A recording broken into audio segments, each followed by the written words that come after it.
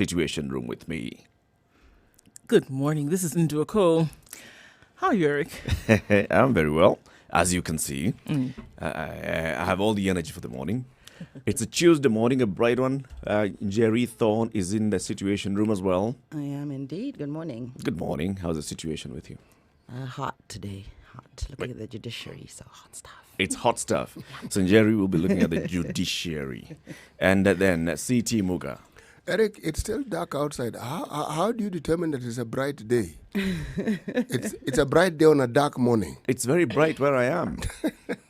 That's all that matters. But I am well, Eric. Well, what's the situation with you this morning, City? Well, it's actually interesting. Today, the papers are really interesting. Cases, issues that have been there since last week are coming to the fore. They may not be in the headlines, but they're coming to the fore. Yep. And yes, I am actually going to be looking on matters of the judiciary with Njeri. She'll look at one aspect of it, and I'll be looking at another aspect of it. It's a hot morning this morning. So we'll be looking at corruption and we'll be looking at judiciary. Yes. Corruption and judiciary. All right. So let's take a look at what's in the headlines first.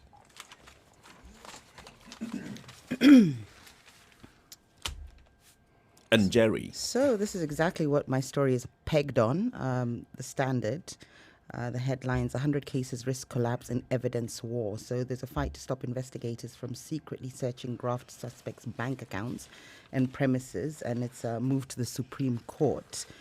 Basically, it's to do with sort of the rules for investigating, and it's actually curtailing some of the powers for the investigators, which could make it a lot more difficult to bring cases to court, which, of course, is not going to aid in the battle against corruption.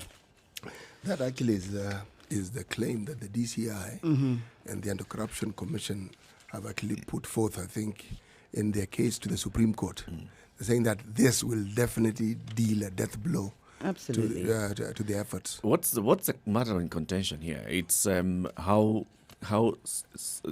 stealthily they can. It's a power struggle because the courts are saying you must come to us to give you permission. You can't just go into somebody's house cannot. without a search warrant. Yeah, but the question I need to ask here is this something new? I thought, with the exception of one or two bodies within government, everybody else has had to go to court to get a court order. But it's the idea of, surprise access to bank accounts and so on. And of course, with corruption cases, you need that access. So the minute the court judges or the court decides that the accused has time to provide evidence that they've been asked for, they can then tamper with that and hide their assets and so on. So it's a blow to the fight against corruption, this particular ruling. Let's see what the Supreme Court says. Let's see indeed what the Supreme Court says. I've got another one here. Ministers ordered to implement the BBI agenda. Pet subject.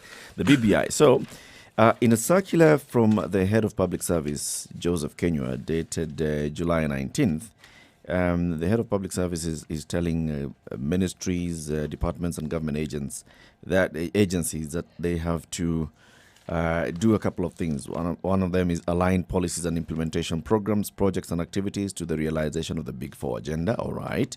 Continual fight against corruption, enhance judicial processes and capacity building to facilitate dispensation of justice. Okay. Continual public awareness creation, capacity building. This is what we were talking about, Jerry. So public awareness creation, capacity building and all. Inform us more of what you're doing. Support the Building Bridges initiative by implementing interventions aimed at promoting national unity and nationhood. And then that's where the headline comes in. So it's among the things that you've been told to do. Support BBI by implementing interventions aimed at promoting makes you wonder, Eric, national why you're unity against the BBI. and nationhood. If you look at the initiatives there, they're all sort of very forward-thinking for the nation. The idea of national unity, nationhood, the idea of continual fight against corruption, enhancing judicial processes. Those are and not so on. BBI. So those are government. So the this BBI is what one the ministers have ordered under the BBI one is promoting national unity and nationhood. That's. I'm not against BBI, by the way. Do not get me wrong. Could have fooled me. I'm not against BBI. I'm just against what a 14-member team is going to come and tell us Right. to do. Well, you're not the only one who's questioned it, Eric. there are people who said, what is new? What is different from the Kriegler report? What is different from the Waki report? The argument has been these two reports were very exhaustive in their approach to these matters, the same matters that are being discussed here. But we've never seen any implementation. So why do you have a third initiative that is more or less covering the very same things that the Kriegler report covered and the WAC report covered? And the Truth, Justice and Reconciliation Commission as well. How alive is that commission? Well, it's no longer alive. I mean, it did its report. So the TJRC report, the Kriegler report, the WAC report, all these Agenda 4 commissions, the Agenda 4 issues that were dealt with in the aftermath of 2008, the peace deal between President Kibaki and Raila Odinga. So, yeah, there are a number of things. And let's see how far the BBI takes us. Well, seeing how far things takes us, let's take a look in Standard today. Showdown looms as state move to evict Mao settlers.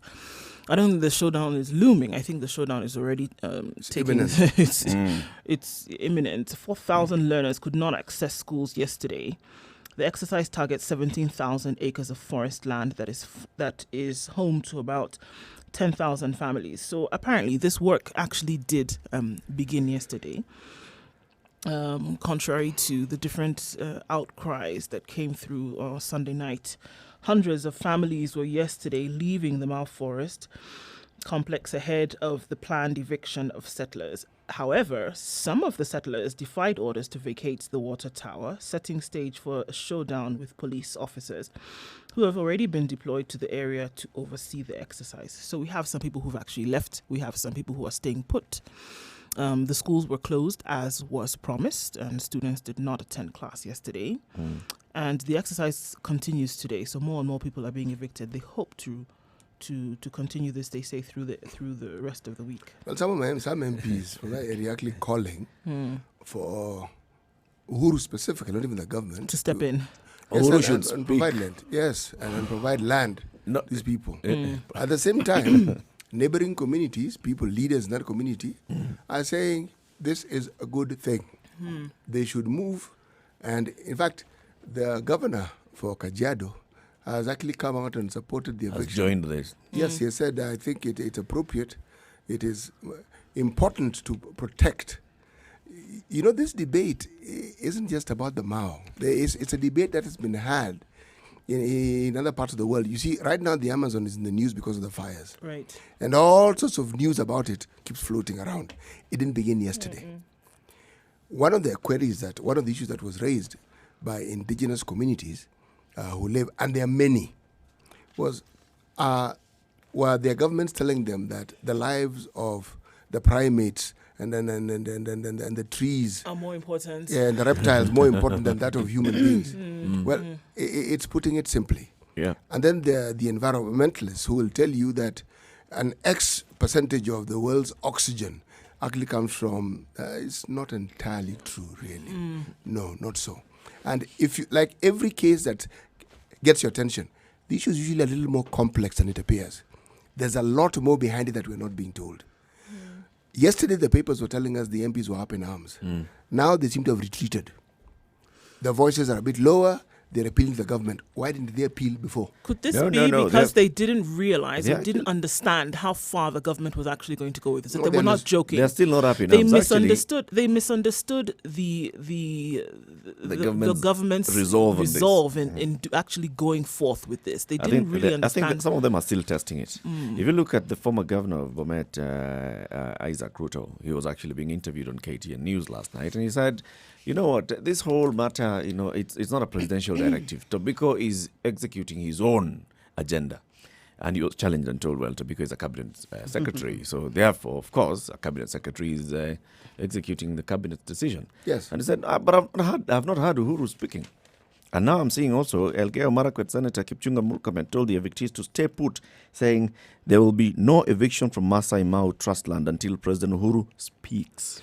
Well, I think we need to go with the They're rule that moving it now silence in to this say- case implies consent. There's no way that these these operations would go forward, and Uhuru was, if he was against it, he would not be opening his mouth and speaking That's in the manner in which mischief. they ask him to speak. What are they asking him to say? They're That's What do they mis- want him to say? that's They're poking the Yeah, bear. they're poking the bear.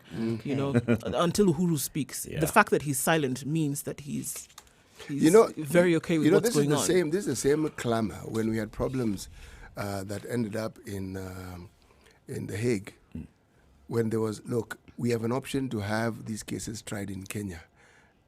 The same cabal. Kept quiet. No, let's not be vague. Let's go Don't to be The Hague. vague. And Let's to go to The The Hague they went. Let's move on. What else do you Jubilee have? picks Mariga for Kibra contest. So a hot one today. We'll be discussing that, Yep, no we'll doubt. be looking at Kibra this That's morning. the footballer, McDonald Mariga. That's the candidate for Kibra for Jubilee for the election, the by-election rather, on November the 7th. He went through a rigorous interview process yesterday by the Jubilee Party. Let's just say that it was not a nomination by the members of the party. It was, Would they tell us if it was a nomination? It was an election by the Jubilee Party Elections Board. And we're still waiting to hear, of course, from ODM and who their candidate is. And That who was their postponed candidate is going to be. yesterday. Yes. Okay. Court hands Sossion his job back as rivals explain Ulster. Embattled Nat Boss says wrangles are meant to kill the union and subject him to public humiliation. A court yesterday reinstated Wilson Sossion as the NAT Secretary General, even as a rival group detailed why it had kicked him out. Labour Court Judge Helen Wasilwa temporarily stopped Mr. Sosion's suspension until an application that he had filed yesterday challenging his removal last week by NAT Executive Committee is determined. According to his lawyer, Judith the Guserwa, the nominated ODM MP was kicked out despite orders from the same court served to NAC officials at a Nairobi hotel. So this matter of the leadership of the teachers' union is far from a resolution. Why we see this embattlement going on, and why there is push and pull, and why he holds on and resigns and comes back and then brings in the courts to reinstate. It just seems to me that there's a whole lot of confusion that they themselves do not even really understand what is going on. And the reasons why they're asking this gentleman to leave, the reasons why he wants to hold on to power, they want to bring somebody in. It's not clear to me exactly why we are having this push and pull in this particular arena. If he's done the job that he needed to do for the tenure that he needed to do it, maybe it's time to step down and let somebody else take As the every reins. politician always asks, nimekula mbuzi ya nani? Clearly, Wilson Sossion has cooled somebody's mbuzi. He says he's not the enemy. He goes on to say that he's not the enemy. Yep. And there's an enemy within. And he himself is also trying to find out who this particular enemy is. That's political speak. What's in the counties? The issue of malaria in Tiati hasn't gone down yet. So are we back to malaria now from dengue fever and It's malaria. Mhm. And what's the latest? more and more personnel are heading to that area. And the latest report tells us that in excess of 1,500 people have actually been diagnosed with malaria. And they exhibit all the symptoms that are common with malaria. And that is fever, vomiting, diarrhea, profuse sweating, nausea, and general body weakness. So the issue of dengue fever, there may have been case of dengue fever, but this is definitely malaria. Yes. I'm happy to see that the justice system is actually taking these cases of rape seriously, because we now see a gentleman who's been given 35 years for rape. And a 26-year-old man has been jailed for 35 years for rape and robbery with violence after raping a 73-year-old woman in Western Gishu County on the night of July 8th, 2017, before then violently robbing her. So I'm happy to see that more attention is being given to this, because too many have gone unpunished, unfortunately. Why city residents at risk of contracting deadly cholera? Quite alarmist there. Well, alarming rather.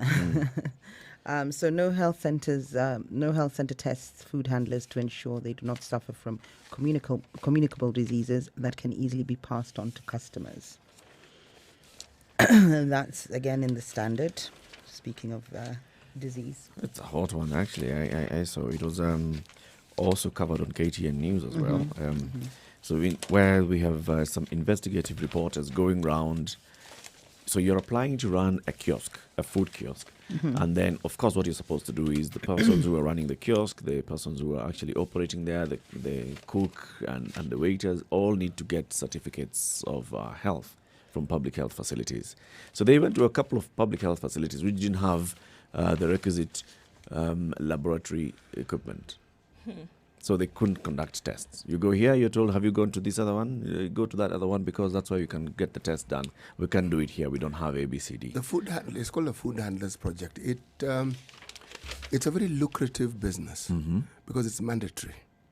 So it's not just kiosks. From kiosks to restaurants to hotels, they are all required to undergo this test. And the reason is you want to prevent communicable diseases. You want to ensure that people who serve do not now. Are not carriers. Yes, I am. I'm sort of like attempting to stifle a laugh because some of those diseases are not necessarily passed on by people. It's passed on through the water that is used in these facilities. Yep. And I haven't heard of a situation where all the water sources from which the citizens of this country get their water is actually tested. Because if like these lovely salads that people like eating, fresh salads, and which have lovely droplets of water, so it gives us a fresh look. Right. Be careful. You have absolutely no idea where that Raw water is coming vegetables and Yes, fruit, isn't exactly. it? And where it's You've been heard washed. complaints about vegetables that are actually cooked and the issue of where they were grown, where they were sourced from. Now, what if they're raw and they've been washed with water? Whose source? We do not know. Similarly with Indeed. fruits, of course. Yes, similarly with fruits. That's quite scary, actually, if you think about it. Oh, it's very Have to be scary. careful. Yeah. And how do you test? Because also the personnel that we're saying that need to undergo tests and get certificates, they get certification once a year? Or is it quarterly? Is it monthly? Is it half yearly? It's actually once a year. So you get it once a year. You get the certificate at the beginning of the year. It doesn't mean that you cannot contract. No. You can't carry it. The certification is not just a question of being tested and then being given a certificate. If you are tested and you are found yourself to be unwell or you carry some microorganisms that can be passed on to other people, you are then, if the facility can, you're then offered treatment or you're directed to a place where you can get treatment. Okay. Yes. And if you're found to be clean? If you're found to be clean, you're given a certificate. Until next year. Until next year. Oh. Think about it, Derek. If you ask people to come every 6 months, how many people can actually afford those tests? Well, not many. I agree. Not many. The tests are not exactly cheap. Do we have then health inspectors who do their rounds? I mean, We have health inspectors who do all sorts of things.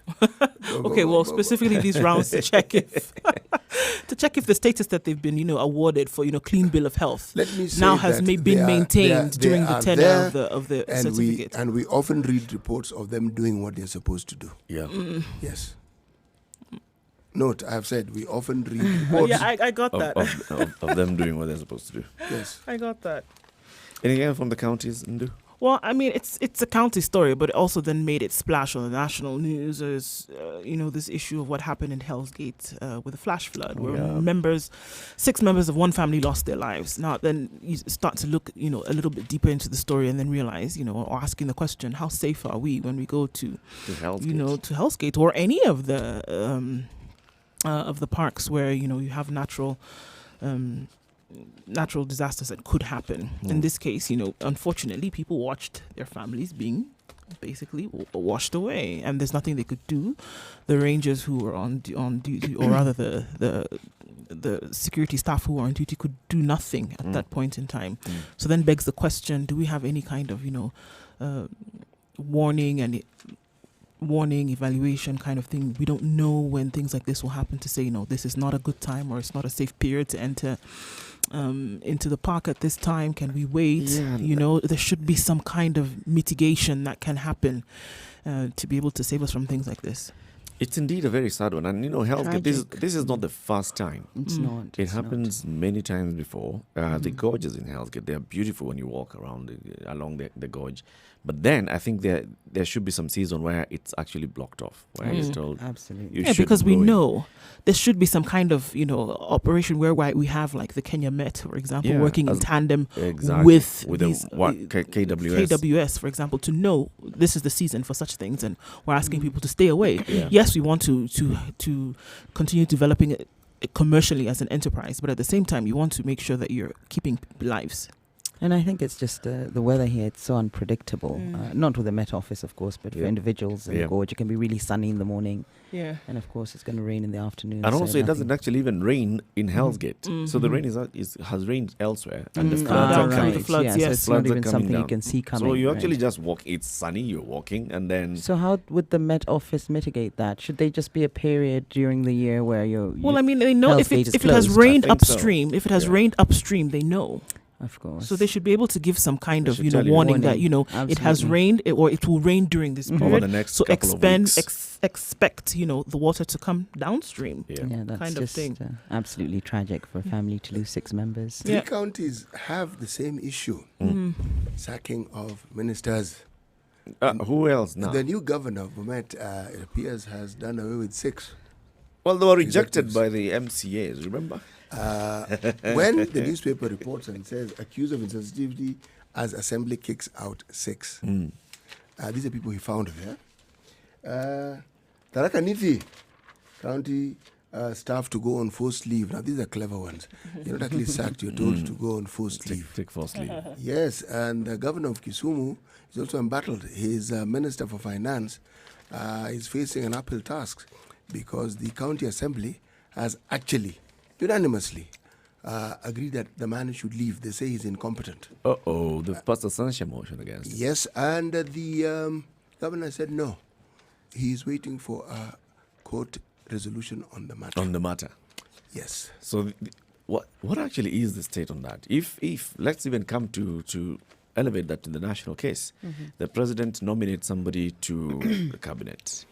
The cabinet goes and not into cabinet. Parliament. The parliament approves this nomination, and in the course of this person performing their duties, the National Assembly passes a no Resolution. confidence motion. Yes. Is the president duty bound to actually remove this person from office? Who employs him? Who is it who has the powers to actually determine his employment? Is it the National Assembly or is it the president? The appointing authority is the president, Yes. but the process is nominate, get consent from the assembly, and then appoint. Yes, and it also means that the assembly has powers to reverse that process. Yes. Yes. So I guess the president can choose to ignore it. Okay. In business, there's a small matter of the Lake Basin Development Authority. It has taken a 1.4 billion shillings loan, which is generating an interest of 30 million shillings a month. This Lovely. means that if the loan is not settled in time, LBDA will fork out 360 million shillings a year. Last week, LBDA chairman Calvin Zawidi confirmed that the mall's loan, this was to build a mall in Kisumu. Remember, there's that mall in Kisumu built by the Lake Basin Development Authority. So if the mall is not, the mall's loan advanced by the cooperative bank was continuing to accrue huge interest monthly. But he termed investigations by the EACC a waste of time. This is because in the mall building contract, LBDA agreed with the contractor to look for money to build the mall since they had the plan but lacked money. So EACC is in this investigating the entire contracting process for the construction of this mall. And while this is happening, 30 million shillings every month. Every month. Of interest, the Anti-Corruption Commission even had offices in that very mall. Yes, they did. But they have now pulled out. Speaking of malls and property, real estate slump hits investors hard. I think it was just a matter of time. The bubble has Lots- burst, has it? And it seems to have done so. So property owners and developers are counting losses. Of course, there's an oversupply of both residential and commercial housing units, coupled with a credit crunch. Some figures for you. The latest market update from property consultancy firm Knight Frank indicates that values in the country's property market fell by more than 6% in the past year, so dashing hopes of long-anticipated recovery. I'd like to tackle this topic on Thursday. Property? Yes. Is there a real estate bubble bust in Kenya? Not fully there, but we're going to get there. So that's what I'll be looking. I think I'll There's a small puncture. You can even hear the hissing. I'll take some time of, to work on this, on research on this, and then we can discuss it on Thursday, right? Excellent. So, is there a real estate bust in Kenya? Because I think, well, very many developers are actually complaining about this. They're saying we've put up businesses, we've put up premises, we've put up houses and buildings that we're not getting buyers for, and there are loans and all. And we've seen some real estate developers actually in distress, in financial distress. Eric, have you actually seen the advertised costs of those houses on average? The cheapest I've seen is 8 million. Where is that location? The Kilimani, Right. Lavington area. And there's a lot of empty apartments as Yes, well. but even when along Mombasa Road, you're talking about 4 million, 6 million, Go 7 as million. far as, yes, you go as far as Kitengela, go as far as Machakos. That's Yes. And I'm asking, how many Kenyans can actually afford to buy a house that costs that amount of money? Let's peg it at 3 million, shall we? How many? it's not easy. It's a good point. It's not Definitely easy. a need for affordable housing schemes to come up. As That is opposed why to- the yeah. president came up with an initiative to ensure That that is there affordable is housing. affordable But housing. even with sort of investors and so on, speculators, people going into property, perhaps that's the market they should be looking at. The issue with affordable housing, however, was a number of things. Developers were saying, so affordable housing, you've got to consider the cost of putting up the houses. There's land cost, there's all the stamp duties, there's all the cost of material. It's not the cheapest in the country, and all that. So that puts up the cost. You cannot get any meaningful affordable housing scheme that goes for anything like what the government is aiming to go for, $1 million and less. Eric, this is Many one of, developers are saying, well, I've one of- bought land for... it's one of those huge amount of situations money. where I need your indulgence. Can I please disagree with you? Yes, there's something called economies of scale. Yes. Absolutely. Yes. If you're building 3 houses, definitely you cannot expect them to be reasonably priced. On the other hand, if you're building 1,000, 1,500, Yes. then it is possible. But even more importantly, contractors and developers are business people. Are they really going to come and tell us that there's a cheap way of doing these things? The answer is no. No. Because when the government offers, I know for a fact that the government usually has in place ways in which they can assist these very developers achieve this goal. But I don't think they really want to go that route. They prefer the route where you actually ensure that you fleece your buyers as much as you possibly can.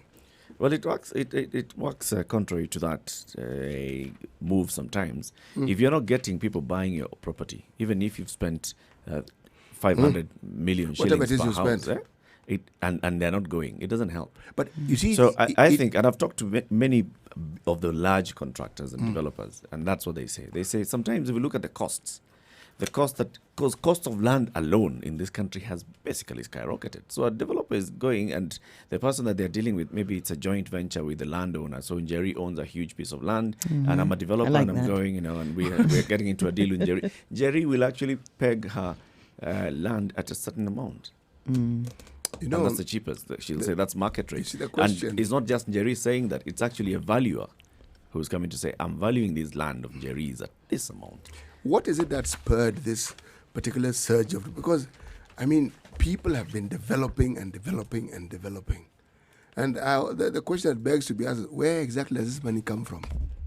But I'm sure we'll ask these questions on Thursday, won't we? Yep. That's what we'll be doing on Thursday. Excellent. This is the Situation Room right here on Spice FM 94.4 in Nairobi, 87.9 in Mombasa, 102.5 in Kisumu, 96.0 in Nakuru, 96.7 in Eldoret, 90.9 in Nyeri, 97.6 in Malindi. Spice FM KE is our Twitter, Facebook, and Instagram handle, and www.spicefm.co.ke. You can log in and watch us. This is the Situation Room. We'll be back right after this break.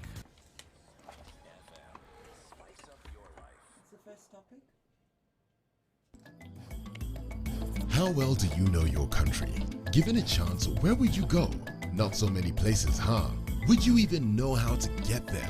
Yes? No? Maybe? I don't know. Well, oh ye gallivanters and tourists alike, here is your chance to not only know, but also visit amazing destinations in Kenya with complete recommendations, guides, and tips on accommodation spots, wellness stops, and food joints all over Kenya. How you ask? Courtesy of the biggest locally targeted tours and travel magazine, Travelog. Travelog is your monthly pull-out magazine in the Standard newspaper every first Thursday of the month. With Travelog, enjoy the beauty of life that Kenya has to offer. Visit exotic and hidden destinations, be part of amazing conservation campaigns and projects as you simply enjoy Kenya. It's our way of putting Kenya on the map.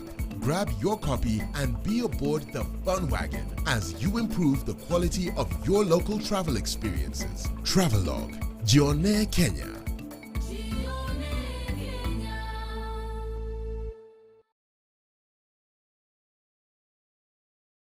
Tired of living your same old life? Need to spice it up and add some flavor? Well, we can help you go from living to living it up.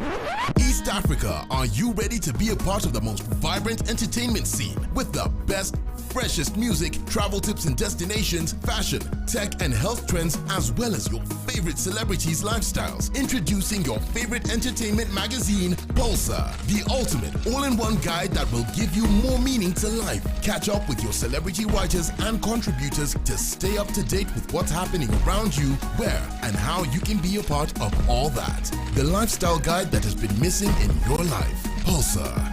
Live it up. Are you ready?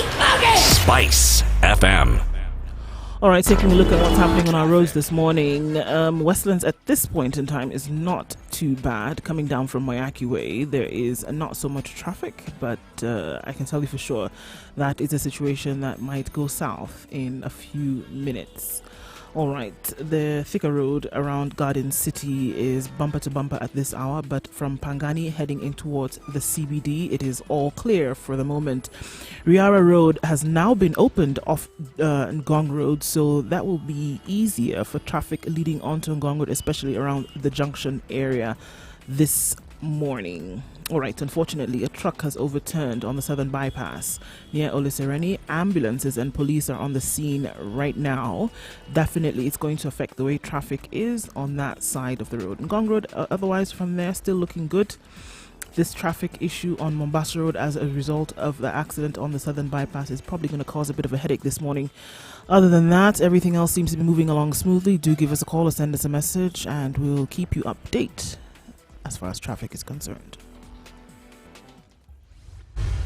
Mature, intelligent talk every morning. Spice up yourself. Mornings done right. 94.4 Spice FM, Nairobi. Eric Latif, Jerry Thorne, Ndu Oko, and CT Muga in the Situation Room with you this morning. Good morning. It's 26 minutes to 7 o'clock. Now, let's take a look at what's going to happen in how many days' time? 66 days.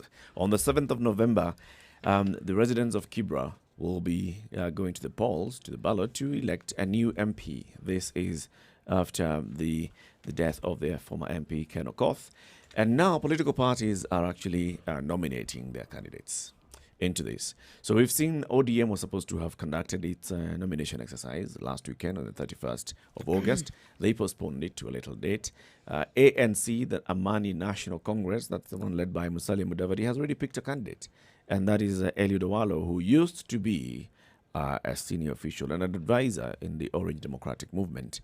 And Jubilee has now named a candidate, and that is footballer McDonald Mariga Wanyama, who was picked yesterday by the Jubilee Elections Board.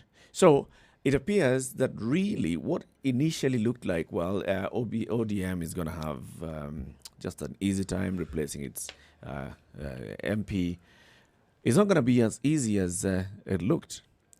Despite Jubilee initially signaling that because of the handshake, we're going to let you guys just, field a candidate and have your candidate picked by the electorate. Now Jubilee has, after a lot of, I think, backroom deals from what we are reading and what we are consuming in the media, picked a candidate. initially they had sent a list to the IEBC and said these are our 4 candidates that were going to that are going to undergo nomination. The Secretary General of the party, Raphael Tuju, said no. That it's been signed by who? By me? I didn't sign any kind of letter like that. So they went back and now they decided, let's invite all the applicants, 16 of them, for interviews.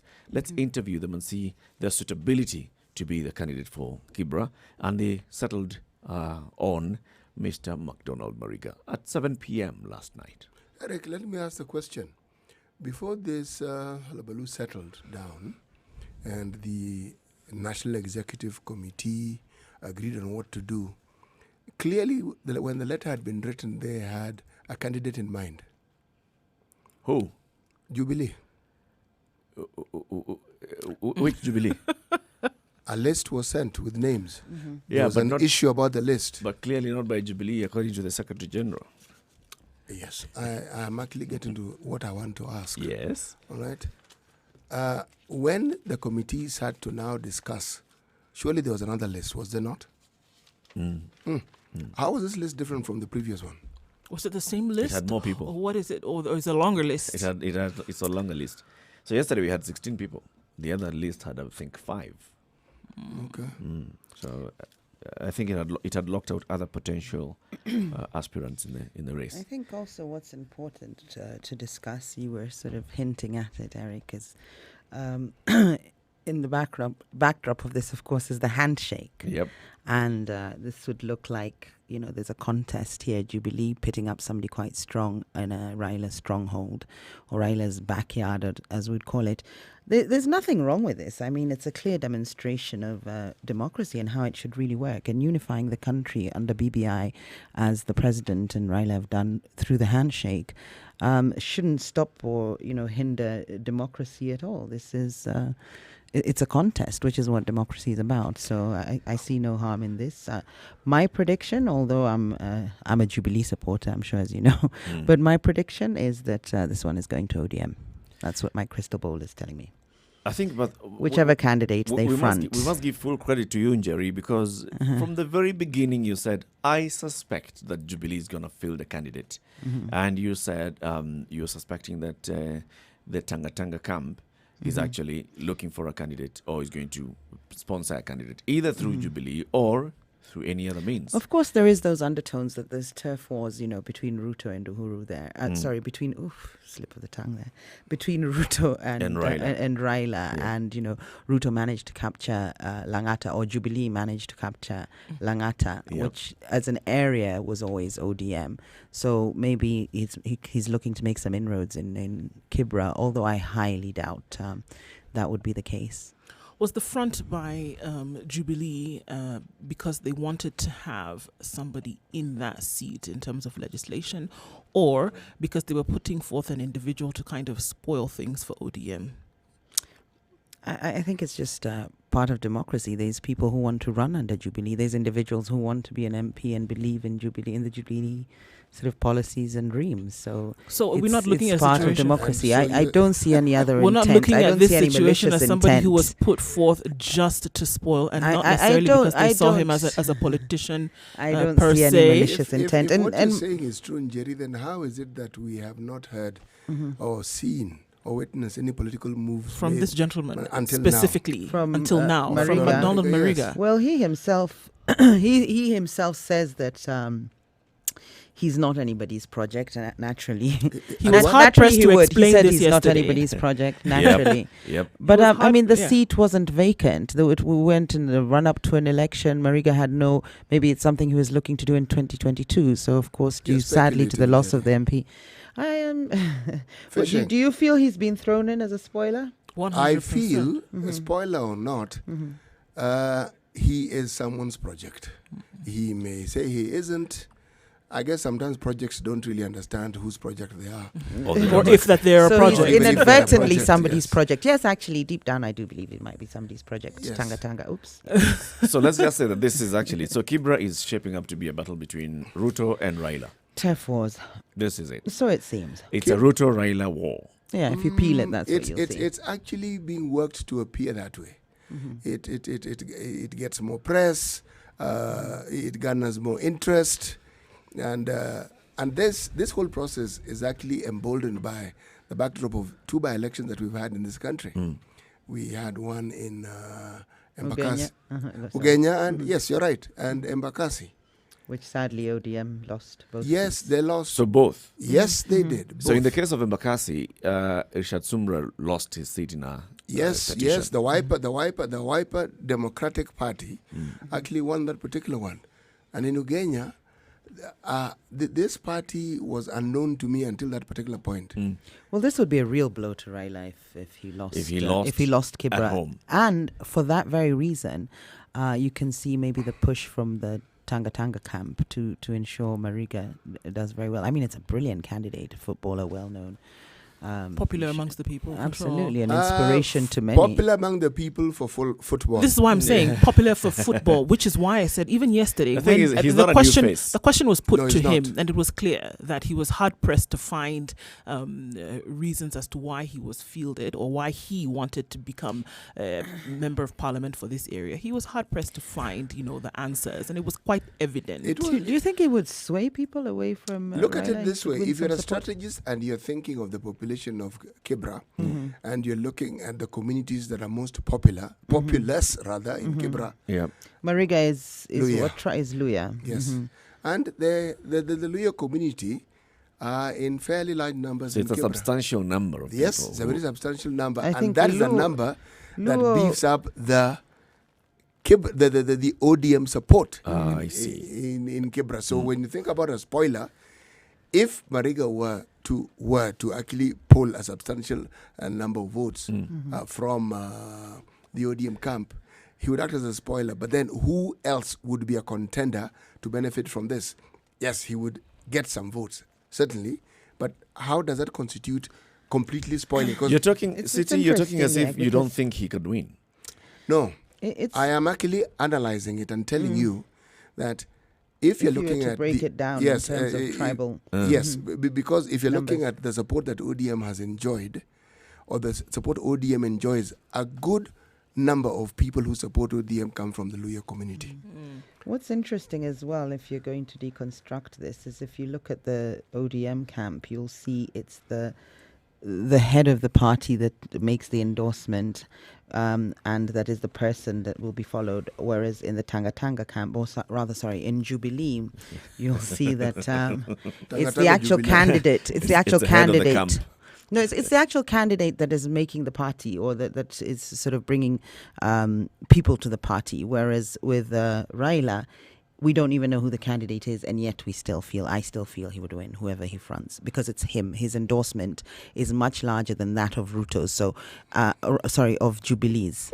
I think that the selection of Mariga as a candidate actually is against Absolutely, that's what I mean. I think that against the backdrop of some of these quite glaring losses, most previously, most far back as the loss in Langata, Yeah. and then coming and looking at the loss in Embakasi and Ugenya. And I think that they looked at this strategically and were very clever about the selection, even based on what Siti has just said, looking at somebody who could rally up the support of a particular tribe to bring in those numbers and said, this is the man that could topple things. If we're going to go historically and look at the losses that ODM has made in these 3 previous constituencies, it was a very clever pick. And that's, again, I don't think Mariga really knows exactly what was happening but there's a in point that terms of Jerry his made that you selection. need to consider here, that there are times the voters will go for the individual and not the party. Yeah. And I think they knew this. This is what I'm saying. They knew that this particular individual would rally up, quite Could, large not support. would, Could rally up large Could. support. Hence the his selection selection. of him. Exactly. You see, a glaring case of that exemplifies what we're trying to say here is in the North Rift area. The current governor, Mandago, was not the deputy president's choice. It is clear. His choice was a gentleman by the name of Buzeki, Absolutely. and Mandago won.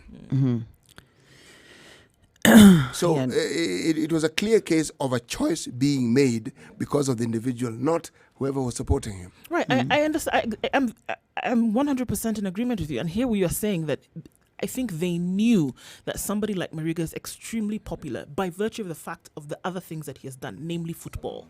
And they knew that this individual was popular. And that is why they've put him front and center as their selection, because they knew this is what they could use essentially to topple ODM in this area. Politics is a strange space, Undu. Being popular in sports or being wealthy and being liked because you're a wonderful entrepreneur has absolutely no bearing on whether you can be elected. I think it plays a part. It plays a part. In It's sport. being You've popular got the guy plays a who's the role. president of Yes, Sierra Leone. It plays. not What's his name? necessarily. The Sierra Leonean president? Is he George Sierra Weah. Leone? George Absolutely. Weah. He was Yeah. just a footballer. Yes, but did Or he musicians win? that we know. It gives you. No. It gives you. I think in Madagascar they had a DJ at one point. Yes, they Yeah, did. it is. Yes, they did. And right So it now gives we you a have radio platform. personalities, media And personalities musicians. who have actually held position. Now, this is a question of not just who they are, but the messages they have. Right now in this country, we have MCAs, we have people in our parliament, in the local assemblies, who began their careers in such positions. You make a point, actually. Yes, it's the message that they have. I've Yes. got a clip of what McDonald Mariga said yesterday, soon after he was declared the winner Right. of the the winner of the interview process. Ya pili nashukuru watu wote wamekama hapa. Yeah, I'm happy wamekuja kunisupport, wameacha kazi zao. Yeah. Wamekuja kunisupport, so I appreciate it a lot. And this evening, the National Elections Board, which is mandated to oversee the nomination exercise, nominated McDonald Mariga as the man will fly the Jubilee flag during the 7th November by-election in Kibra. Mimi nimekuwa mkazi huko, nimekaa Karanja, so I know kila kitu about slums na Kibra. But first things first, he will have to battle the tag that he is a political project of the Deputy President, William Ruto. This after Mariga visited the Deputy President at his official residence in Karen a while ago, where the two deliberated on tapping football talents at the grassroots level. No, situmii na mtu. That's my decision, na situmii na mtu. Yeah. Mbona uko na interest sana Kibra? No, because I want to give back to the community. You can do it elsewhere. Why Kibra? Yeah, I want Kibra because I know what people vile wanaishi, what they go through. Mariga's entry into the race had triggered behind the scenes in fighting, pitting President Uhuru Kenyatta's allies against Deputy President William Ruto's backers. Nimesubmit kila kitu, ndo maana niko hapa sahi. Kama singekuwa nimeleta vitu zote, I think singekuwa hapa by now. Other aspirants that were vetted included Ramadan Hussein, Frank Amolo, Timothy Kamenyi, and Geoffrey Mwangi. Meanwhile, ODM party is still in the process of preparing for the nominations this Saturday after postponing them due to insecurity issues. 11 aspirants will be battling for the ODM ticket. It was not an issue of insecurity. As you know, most of the security officers who are on their duty may be concerning the censors. That is why they postponed it. But now we are set to go. Okay, I want us to take a much closer look at this. If we're really to analyze this move, we're saying it's from the Ruto camp, and whether it would cause any strain on the handshake, which of course would be to his advantage given the dynamics. I actually think this might even be coming from the Kieleweke side. Kieleweke, and then Weke. Kiele, and then Weke. Kieleweke side. Yes. Because to go back to Tribe again, a brilliant move from Ruto would have been to front a Kikuyu candidate. And that would have put strains. That would have reminded us of any divisions. But I think the fact that it's a Luhya candidate, and sorry to have to be so raw about this and get into this, I think the fact that it's a Luhya candidate, it doesn't put any strain on the handshake, because the divisions were seemingly against Central, so to speak. Yeah. Maybe Ruto is actually going for a win if you say that it's Ruto behind this. Maybe whoever has actually gone and encouraged Mr. McDonald Mariga to consider himself for this seat He is sounds actually like a bit of a going novice, for a though, win. just listening to him. He sounds a little bit of a novice. Would be interesting. Maybe Ruto is going for a win. He's never done any politics. So this is his first time. You know, Njeri gave the example of one George Weah. Long before George Weah even sort of like left the stage of world-class football and ventured into politics, George Weah was known to have begun many projects in his home country for young people. Yep. He had a base long before he ventured into That's politics. a good point. And he was loved. The first time he ventured, didn't make so much as a dent. Yep. It was the second time around. But the man worked at it. It isn't something he just got. He spent his own hard-earned money, spent his time.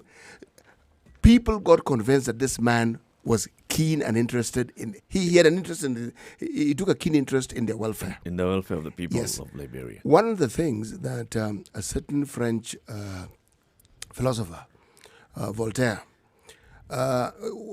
in those days when you disagreed with the emperor, they simply made sure that you and your neck or your head parted ways. And on his way to the gallows, one of the things that he had mentioned, he is reported to have said was, there was a throng, people, huge crowd chanting, and he said, this same crowd, the same crowd who shouted and cheered me on when I was making some of the pronouncements I did. Yep. Are the same ones. And the Same ones who Baying are for say my baying blood. for his blood now. Well, if they did it for Christ, a normal mortal can't expect less. Now, why am I saying this? When you're a footballer and you played in the Premier League and in the European League, the one thing the Monanchi knows you have is a lot of money, because they believe every footballer, earns millions of dollars or pounds. And so that crowd, and McDonald is going to get a huge crowd wherever he goes. Absolutely. Exactly. He's got a great following. It would His, be very his pocket is going to interesting. get dented. So before he entered politics, he was fine. Now. He was just popular because of footballer. Now, he cannot determine what the crowd is actually. And you know what's interesting? He's better known than any ODM candidate that will be fronted. You see, that's the thing. ODM And I'm actually candidate also that will be thinking put it was genius for ODM to postpone. Yes, Allow just to you see. guys to do this so that we can see exactly who's. Also, there's who rumors you're that they're fronting. going to do a direct nomination, and it was to give them time to come up with consensus, with a consensus on it. as to who. But What if they will put be up a interesting? Luya candidate? This will be a litmus test for Raila, because this is no longer about the candidates, because Ruto's candidate is much stronger. This is now testing Raila against the candidate. Yep. And if the candidate wins, the candidate being, I'm talking about Mariga. So, if Mariga can beat Raila. If Mariga can beat Raila, it means that Ruto. Then has Raila is beat vulnerable. That Raila has lost his hold over he's Kibra. vulnerable. Let me ask you a question. That's the same thing that was said when ODM lost in Embakasi. And they lost Langata. Ugenya. And they said, Ugenya. Raila's finished. Grisha. Yeah. That particular sort of statement may be true to some people, but it's far from the absolute truth. Do you think there's people who support Baba but would actually vote Mariga? So in the same way you had people, let's say some years back, I voted Kidero, but still voted Jubilee. Let me put So it at a national level, I voted one party, You but know- at a local level, I voted another. So do you think, because of his popularity, especially with the youth, do you think he could actually gain traction and attract some voters that are still supporters of Baba on a national platform? You've asked an interesting question. That dichotomy does exist. There will be instances where people will support an individual because they resonate with them, and they may actually defy the choice of the so-called national leader, but they would support the national leader for a national position. All this would be true in Kibra if the supporters, not of ODM, of the Right Honorable Raila Odinga, were not as fanatic as they are. Then you could say... But we're going to need Raila to go in there and really campaign. If Say, Raila sort of relies and sits on his laurels and relies purely on the support he has at the moment without sort of reigniting that spark and that electioneering sort of excitement and that charge, Mariga could actually excite people. Do you know, not long before this matter came to the fore, Raila did hold a rally in Kibera just 2 weeks ago. Yep. All right. Okay? And it was mentioned and it was mentioned. And Let me put it to you this way.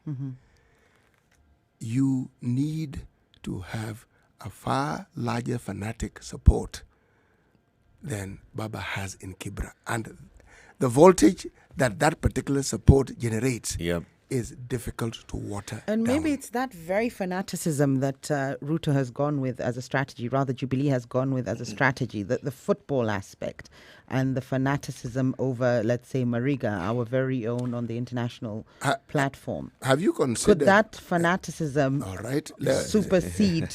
Okay. What if a different sentiment is brought to the fore? Betrayal. You are one of our own. How dare you support these other people? That is a narrative that could be brought up in politics. Which could actually also be maybe Tanga's end game and, build a rift in the BBI team. Basically just split them. Remember, there's also a third candidate, Eliud Owalo.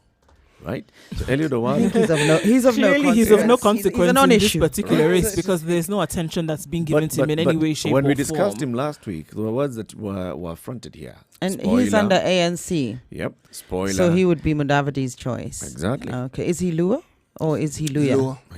He's Luo. So spoiler. I don't think he'd make a dent on any of Raila's supporters. So maybe he would split some of the Let's hear what the Tanga people team. think. 0719-012-600. That is 0719-012-600. This conversation is also happening on our social media handles, Spice FM KE on Facebook and Twitter. What do you think? So we are saying that clearly it's shaping up to be a Ruto versus Raila contest in Kibra constituency. We're also saying that there could be other spoiler candidates who are actually even fronted by either other parties or the main players here, being ODM and Jubilee, could also front other spoiler candidates to go and split some of those tribal votes as well. What are your thoughts on this? We'd love to hear what you think. 0719-012-600. You can call us. I've opened up the phone lines. And also, of course, I think we'll be getting to hear from one or two of these candidates who has been nominated so far. This is we've got McDonald Mariga, we've got Eliud Owalo. We don't know who's going to be picked this Saturday by ODM. It's interesting to see how they do it. And I'm saying, what if they actually pick a Luya?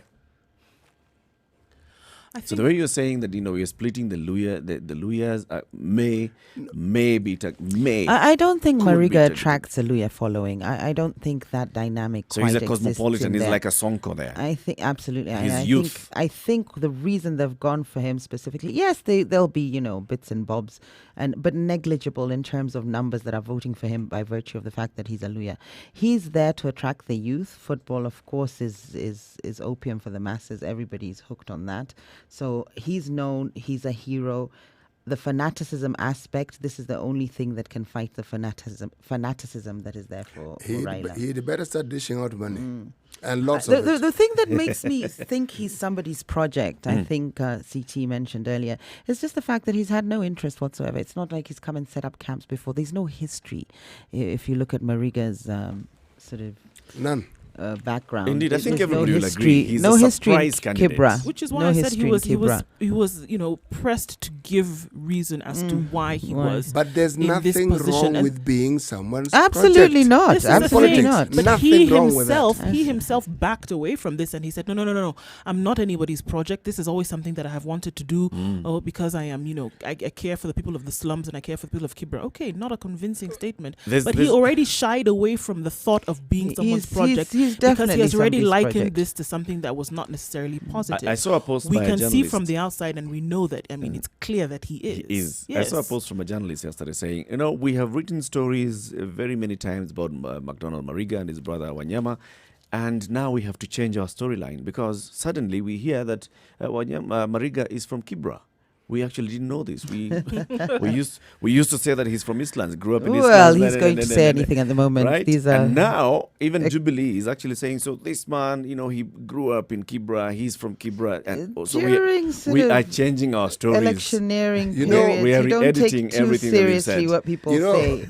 both People are very economical with the This is the Situation Room right here on our Spice FM 94.4 in Nairobi. And when we come back in the next hour, we'd like to open your phone line 0719-012-600. That's 0719-012-600. Is Kibra going to be a Ruto versus Raila contest? What do you think? What are the chances for McDonald Mariga? What are the chances for Eliud Owalo? And what are the chances for whichever candidate ODM ends up picking?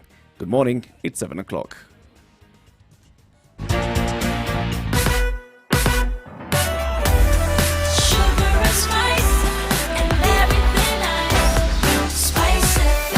Spice up your life All right, looking at the situation on Mombasa Road, it doesn't seem to be getting any better. Police and ambulances are on the road trying to clear the scene of this lorry that overturned just at the diversion into the bypass from Ole Sereni.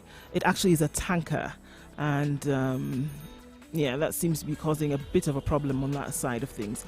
Peponi Road, all smooth and flowing from ABC Place. People are using diversionary tactics to avoid the traffic, and it helps, apparently. Thika Road, the jam is moving slowly towards Allsops and then moving out there towards Pangani. Moving slowly, but moving all the same. Ngong Road from Nakumat all the way down to town, flowing smoothly. No incidents or accidents currently. Finally, on Ngong Road from pathway leading to Dagoretti Corner is still moving well. No drama. So far, so good. Bright and shiny, folks, even when it's traffic. Send us a message or give us a call and we'll see how we can keep you moving.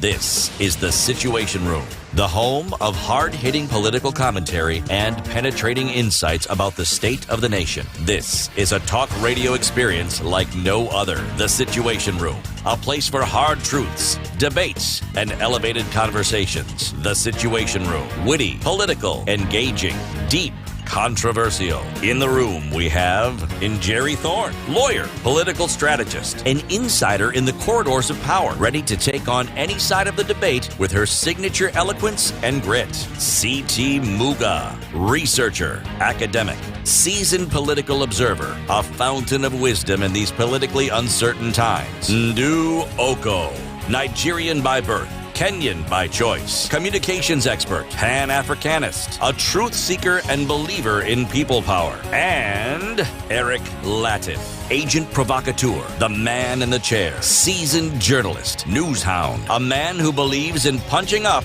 not down. This is The Situation Room. The only way to start your day. 3 minutes past 7 o'clock. Good morning, and how are you doing? This is The Situation Room. 0719-012-600.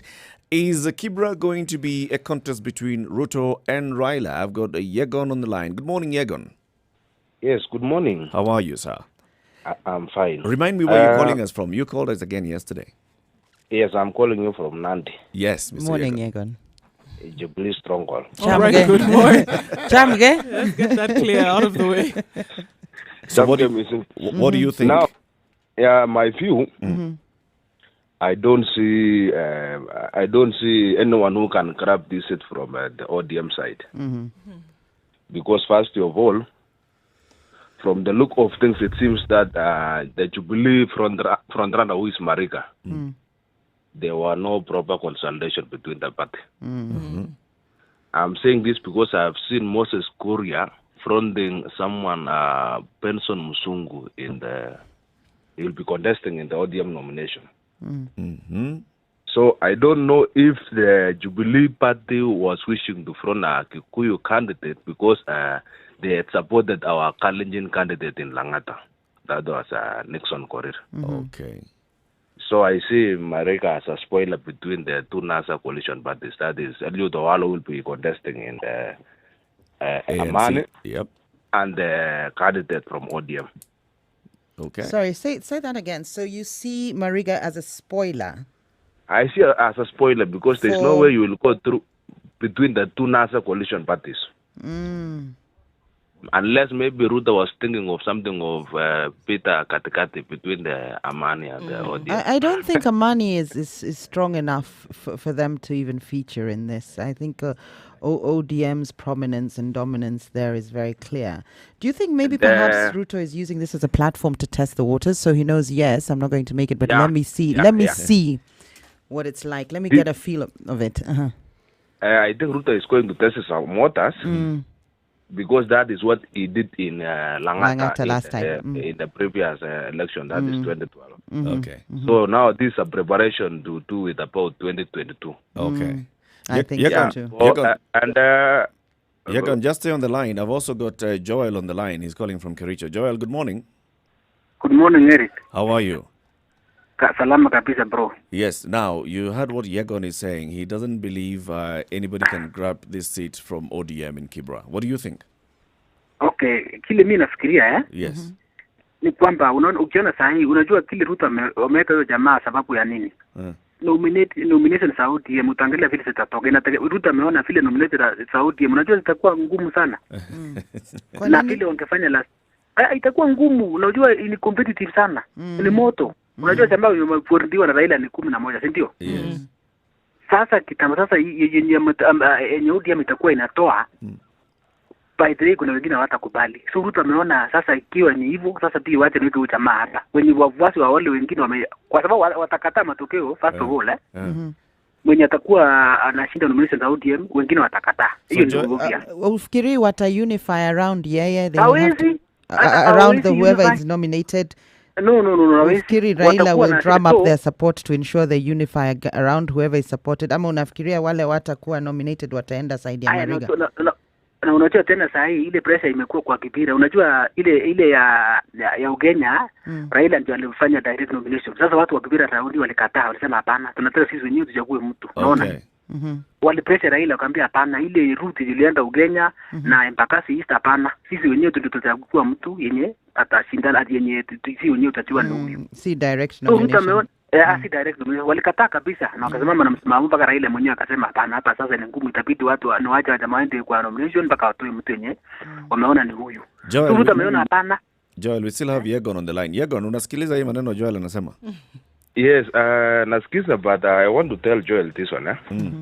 The first thing of the ODM party accepting for nomination and rejecting direct nomination. Yep.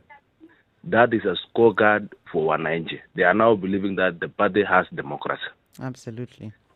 Number 2, we have the tribal factor. And I see a situation whereby just Raila will go and say, please, msiniaipishe, manetoa nyumbani. Because he will automatically mention the Langata election will play a role in Kibra. All right. Okay. How so? Yeah, it will play a role because this was Langata was Raila's script, and it's gone. He will say, don't let what happened in Langata happen again. Yes. And this is the tribal factor will play a key role here. There'll be what, a sense that you two gentlemen sound like serious political strategists here in this. I'm beginning to think Yegun works in Tanga camp. Thank you. And calls in to defend his masters. Thank you very much, Yegun and Joel, for calling this morning. 0719-012-600 is the telephone number that we are picking. You were saying something. Interesting take he has about testing the waters, because Ruto is a strategist extraordinaire. I'll give him that. In terms of 2022 testing the waters, that could be what he's doing, because he did the same in Langata. He didn't win. It seemed absurd for him to go for it, and that it was such a Raila stronghold. So he didn't win the first time, but the second time he did. So this could be a strategy in the run up to 2022, setting the waters and also lining up his ducks. Also, in reference to what was brought up earlier, I think also the fanaticism that we see with the Raila following is actually quite something to behold. When this man steps in and he says, really, and that point that he brought up of, look, if he goes into Kibra, which he kind of did over the last 2 weeks, and he said, I am the one who is asking you guys. I am the one who is telling you people. Do it for me, basically. Do it for me. And the following that he has, when he says things like this, the people or the following will listen to him. It's actually quite something to behold when you see how they follow this man, and how it's, to me, it goes beyond hero worship. So it could be just to spoil or to see just how much power Ruto has when he fields a candidate such as Mariga. Also probably with the knowledge that they might not go as far as they wish they would because of this fanaticism that they know exists within the walls of Kibra. Let me pick some more phone calls this morning. Good morning. This is Spice FM. Hello, Spice FM. Hello, how are you? I'm fine, thank you. Who's this? You're in the Situation Room. Okay, you are speaking with Eric Otieno from Migori County. Yes, Eric. What do you think about Kibra by-election? Your by-election, nafikiria wanyama Mariga atayuin. Being in football, afu unajua huko pia ni ghetto, afu mafans wake wako wengi. Hello. Hello. That's a good point. We're actually listening to you. We're listening. Sasa mnasemaje? Juu mimi naona Mariga atakuwa atawin hiyo seat. Okay. Unaona iko watu wengi youth wengi huko wanapenda Mariga, wanapenda football. Hapo unajua being na influencer brother yake pia Wanyama pia hapo. Atashinda tu hiyo kitu mapema. Hapo ODM pia sasa kuna competition juu. Unafikiria wanampenda kuliko Raila? Raila kwanza, unajua Raila sasa ashakuwa mtu wa Jubilee bado. And that is the outlook, that he has become a Jubilee. He has become a Jubilee person, so the support has reduced in Kibra for him. I've also got Obari on the line. Good morning, Obari. Yes, good morning. Yes, how are you? I'm all right, thank you. What do you I think? just wanted to... Sorry, go on. What do you think of the Kibra by-election? Well, I think basically the reason Ruto is fronting a candidate in the election... Hello? Is because he wants to destabilize the handshake. You know, he basically wants to show that the handshake is not working, you know. And I think that's the main reason he's putting Mariga there. It's very clear Mariga cannot win that election. The election is between ODM and ANC. And again, there is this false narrative that youth are the ones who vote. Now, statistics will show that youth participate in the electoral process, but many of them don't actually vote on the day. And the third thing is that ANC, you know, which is largely, you know, has a very large lawyer following, has got significant numbers in Kibra. In fact, if you look at the electoral register for 2017, they actually match the Luos march the Luo, right. You know, in terms of the percentages in Kibra. So it's not as easy as it is. ODM normally wins Kibra because it's a combination of Luo, Luya, Kamba, yeah, yep. and that's normally the matrix. But now that matrix is not there this time, so it's going to be an interesting race. Obare, you haven't mentioned Eliud Owalo, and I've got Eliud Owalo on the line here. Eliud, good morning. Morning to you, Eric. How are you? Fine, thank you. So you are a sure-in candidate for the Amani National Congress. You are the candidate for Kibra by-election. Yes, please. And also on the line is Mr. Obare, who's also been contributing on this topic, and he's also giving an analysis. But first of all, yes, please. There are those that have said that the Amani National Congress is also just coming to spoil the vote for ODM. No. Nothing could be further from the truth. This is not a contest between Amani National Congress on one hand and ODM on the other. It should be a contest between the candidates that are participating in this process. So personally, from where I sit, I see it as a contest between ideas and the individual candidates themselves. And what are your ideas? I would like to know what those ideas are, actually. Overall, I would wish to have a transformative agenda for the people of Kibra. I want to provide effective and servant leadership that would facilitate the protection of the civic rights and uplift the standards of living of the people. And have you worked with Kibra before? Have you done first lived in Kibra when I came to Nairobi in the year 1989. So I understand the challenges in that constituency. I resonate with the challenges which face the people of Kibra face, and I know the pertinent issues emanating from the ground and the solutions that need to be put in place to address those challenges. Okay. So if they're listening to you right now, what would you say to them? I want us to work together in this process. I want these coming elections to be viewed as a contest between the candidates who are running for this position. Not the parties or the tribes.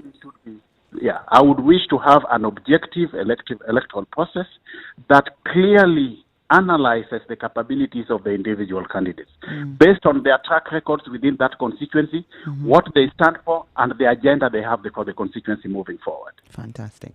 Mr. Owalo, good morning. Morning to you. I am C.T. Muga, and Yes, I like the idea you're proposing and the idea you brought forth about the qualities of the individuals being considered. If I were to follow your argument, I would then like to ask, why then didn't you present yourself as an independent candidate? because then you'd be devoid of all the tags that parties tend to have, and your issues would be viewed as your issues and not aligned to any party.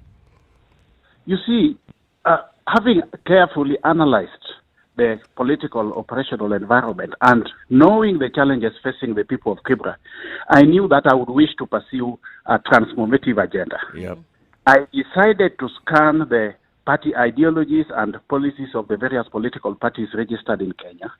And to me, the Amani National Congress, based on its social liberal ideology, was the most appealing to me with a view to addressing the challenges facing the people of Kibra. You need a political party within a multi-party democracy system like Kenya to pursue an appropriate legislative agenda that can translate into tangible results for the people. Well, we still have one of our listeners. We still have one of our listeners, Obare, who's also still on the line. Obare, you're listening to what the candidate for ANC is saying, and yes. and what you had said earlier was about other parties. I couldn't agree with him more. You know, we tend to trivialize elections as contests between Raila, Uhuru, Ruto, Musalia Mudavadi. You know, this is a contest of ideas. Kibera is a place where the majority live below the poverty line. Raila is not on the ballot. Ruto is not on the ballot. Musalia is not on the ballot. What is on the ballot are the transformative ideas that can transform Kibera. And I mean, I think we should come out of this thing of this is Ruto preparing for 2022. You know, Kibera lives today. You know, people are starving today. People are dying of preventable diseases today. The solution required is now. Let us not get obsessed with 2022. Let us look at who can solve the problem today, not even tomorrow, today. And this is the discourse that we should be having. You know, this is not about football superstars and DJs. No, this is about what do you bring on the table. You know, so I think let's not trivialize this. Thank you. Thank you very much, Obare, for your contribution this morning. I don't think we trivialize the matter at all. Of course, what he's saying is very right, and I appreciate his passion. You know, there is needs for Kibra today. Now, unless we were to provide a platform for the 3-4 contestants to actually, you know, hash it out and tell the residents of Kibra what they would do for them, which we'd like to do. We will do, but you know, there's no harm in us also having discourse on the political undertones and intrigues in this. And one of the things I did find very interesting when I was speaking to, when rather Obare had called in, is he says not to underestimate ANC there, that they do hold some weight there, which then reminded me of a conversation we were having yesterday in the run-up to 2022 and Mudavadi. And maybe Mariga is a spoiler for Mudavadi. Owalo, you're still online. What do you have to say on this?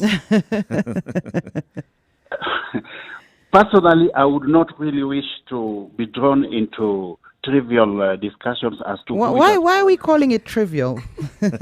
Because remember, we've got a national audience as well, and they are interested in the political intrigues. We understand that, of course, you're for the people of Kibra and you're about today and facing their problems and coming up with solutions today. So we appreciate that.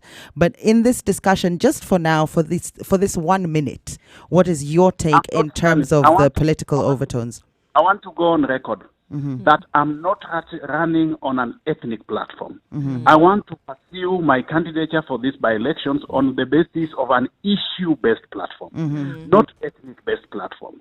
And therefore, to me, it does not really matter whether a candidate is being sponsored or supported by any of the presidential candidates in 2022, because 2022, first of all, to me, is quite far. It is. 2 years is a very long time in politics. Absolutely. We will cross that bridge when we get there. Let us focus on the issues which are pertinent to the people of Kibra at this point in time, and what each and every one of the candidates who have been put forward by the political parties have as strategic responses to those issues and challenges. Thank you very much, Eliud Owalo, for calling in this morning. We wish you all the best. And of course, we'll be calling you in a few weeks' time once all the congratulate him, perhaps. Once all the candidates have been selected by their respective parties, we'll be calling you for a debate online or on air. Thank you very much. It was my pleasure. Thank you very much for calling. Well, so this is it. We have been saying that, it's going to be a Ruto Raila contest, and then we get the candidates who come in and tell us, guys, move away from that Ruto. Of course, Raila they're story. closer to the ground, Yeah. so their perspective is very It's different. different. And it's not a national conversation for them, it's localized. So, Mm. of course, to them, it really is about the issues, and they do feel it's the candidates. With us, it's a bird's eye view, so we can look at 2022, we can look at Mudavadi, ANC, and so on, I think. We have the luxury and we can do that. But this is the same message that all politicians deliver. We're not hearing anything different. Everything they want to do is for the people. Everything they want to do is to develop. Everything they want to do is to ensure that they eradicate poverty. Yep. We've been independent for how many years now? A number. Yep. Even look at Kibera as a Mathematic. specific example. For the last easily, 15, 20 years, the same issues that dog Kibera today have been the same issues that dog Kibera 20 years ago. And those, we've had, developments in the area, but he talked specifically about, eradicating poverty within the constituency, fighting for the people, the issues that dog them. He wants to come in and see how they can work with the people to get over those issues. Yeah. But I would like to know, just one practical example of ways in which we can actually do this and bring seen, tangible, We will have all developments these to candidates. this area. Actually, we will have all the candidates on air. And In line we'll with- have, yeah. we'll have a live debate with them. In line with on- what CT on was saying, exactly is what like they it's the want to do. same. It almost sounds Look, like a it's the script. same story. It almost sounds like a script The being people read in in terms of what is Kibera going to happen. live there. The people in Kibera live there. They So live we've there. we've opened up the conversation this morning on Kibera by-election, which is coming up on the 7th of November. So we already know that ANC has a candidate, Jubilee has a candidate. We do not know the candidate for ODM or the candidates for the other political parties, and even the independents. We yet do not have them. So we'll, of course, revisit this conversation in the 66 days in the run-up to the Kibera by-election. It's 22 minutes past 7 o'clock. Well, when we come back out of this break, we'll start talking about corruption and the judiciary and what exactly is wrong or right in the war against corruption. This is the Situation Room. Mature, intelligent talk every morning. Spice up yourself.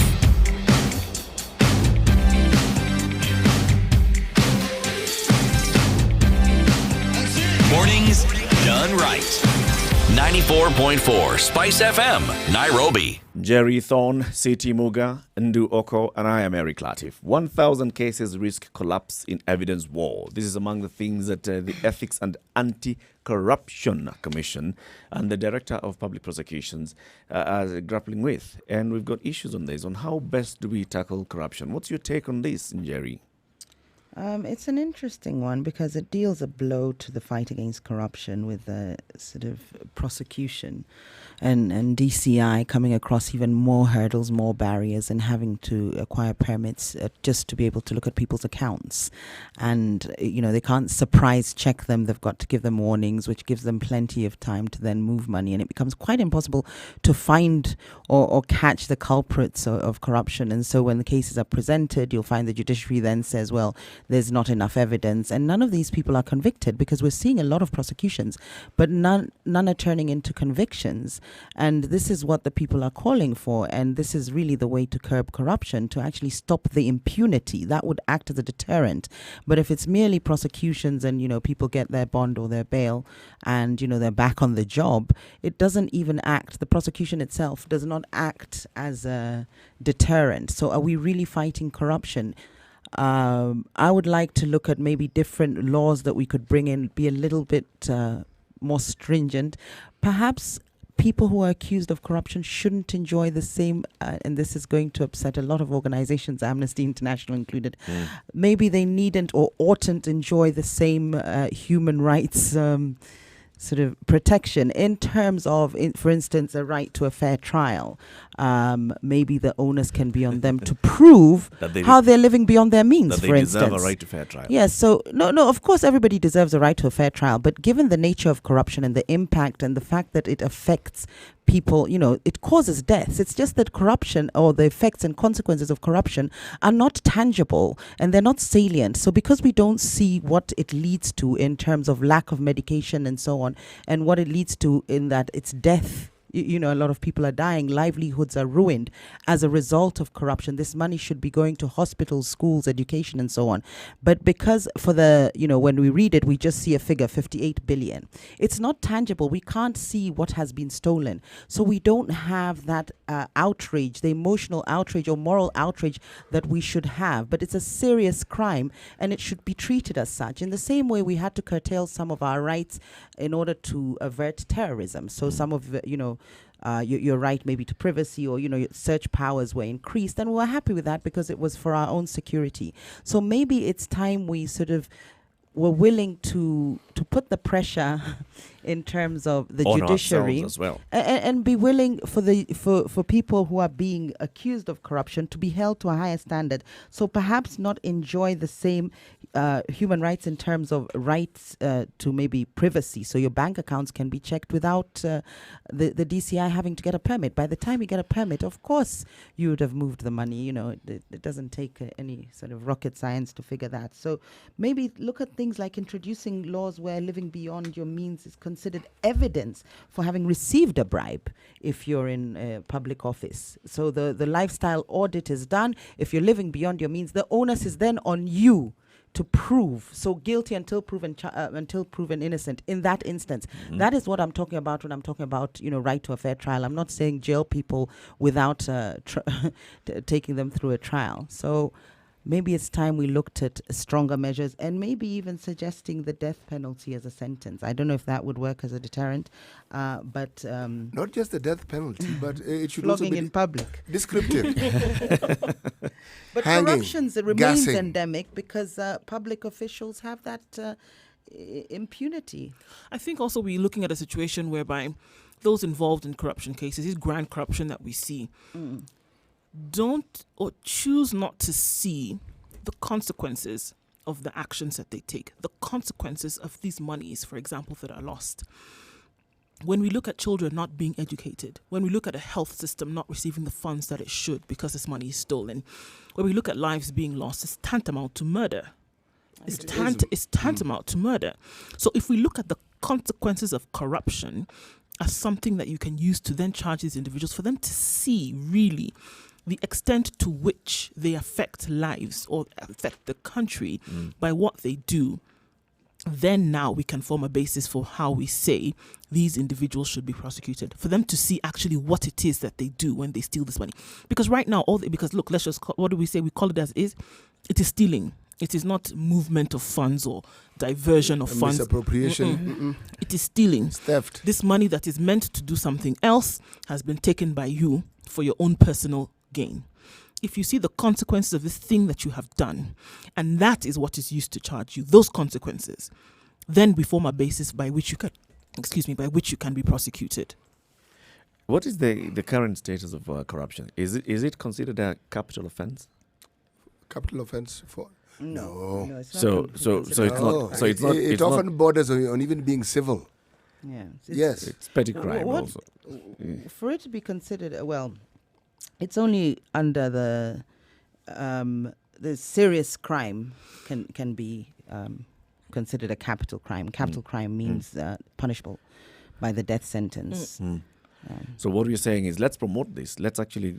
No, that is pushing it, but maybe it's a discussion that should be had. I think if maybe we were able to see the consequences of corruption as they are, if it was salient and tangible to the public, then you would have a lot of people calling for the death penalty. In the same way, when we see acts of terrorism and the aftermath, people are quite happy to have the death penalty for those involved. So if we were to see, and the media perhaps could start to make tangible to members of the public or exactly what the consequences of corruption are, then you would have people pushing for that.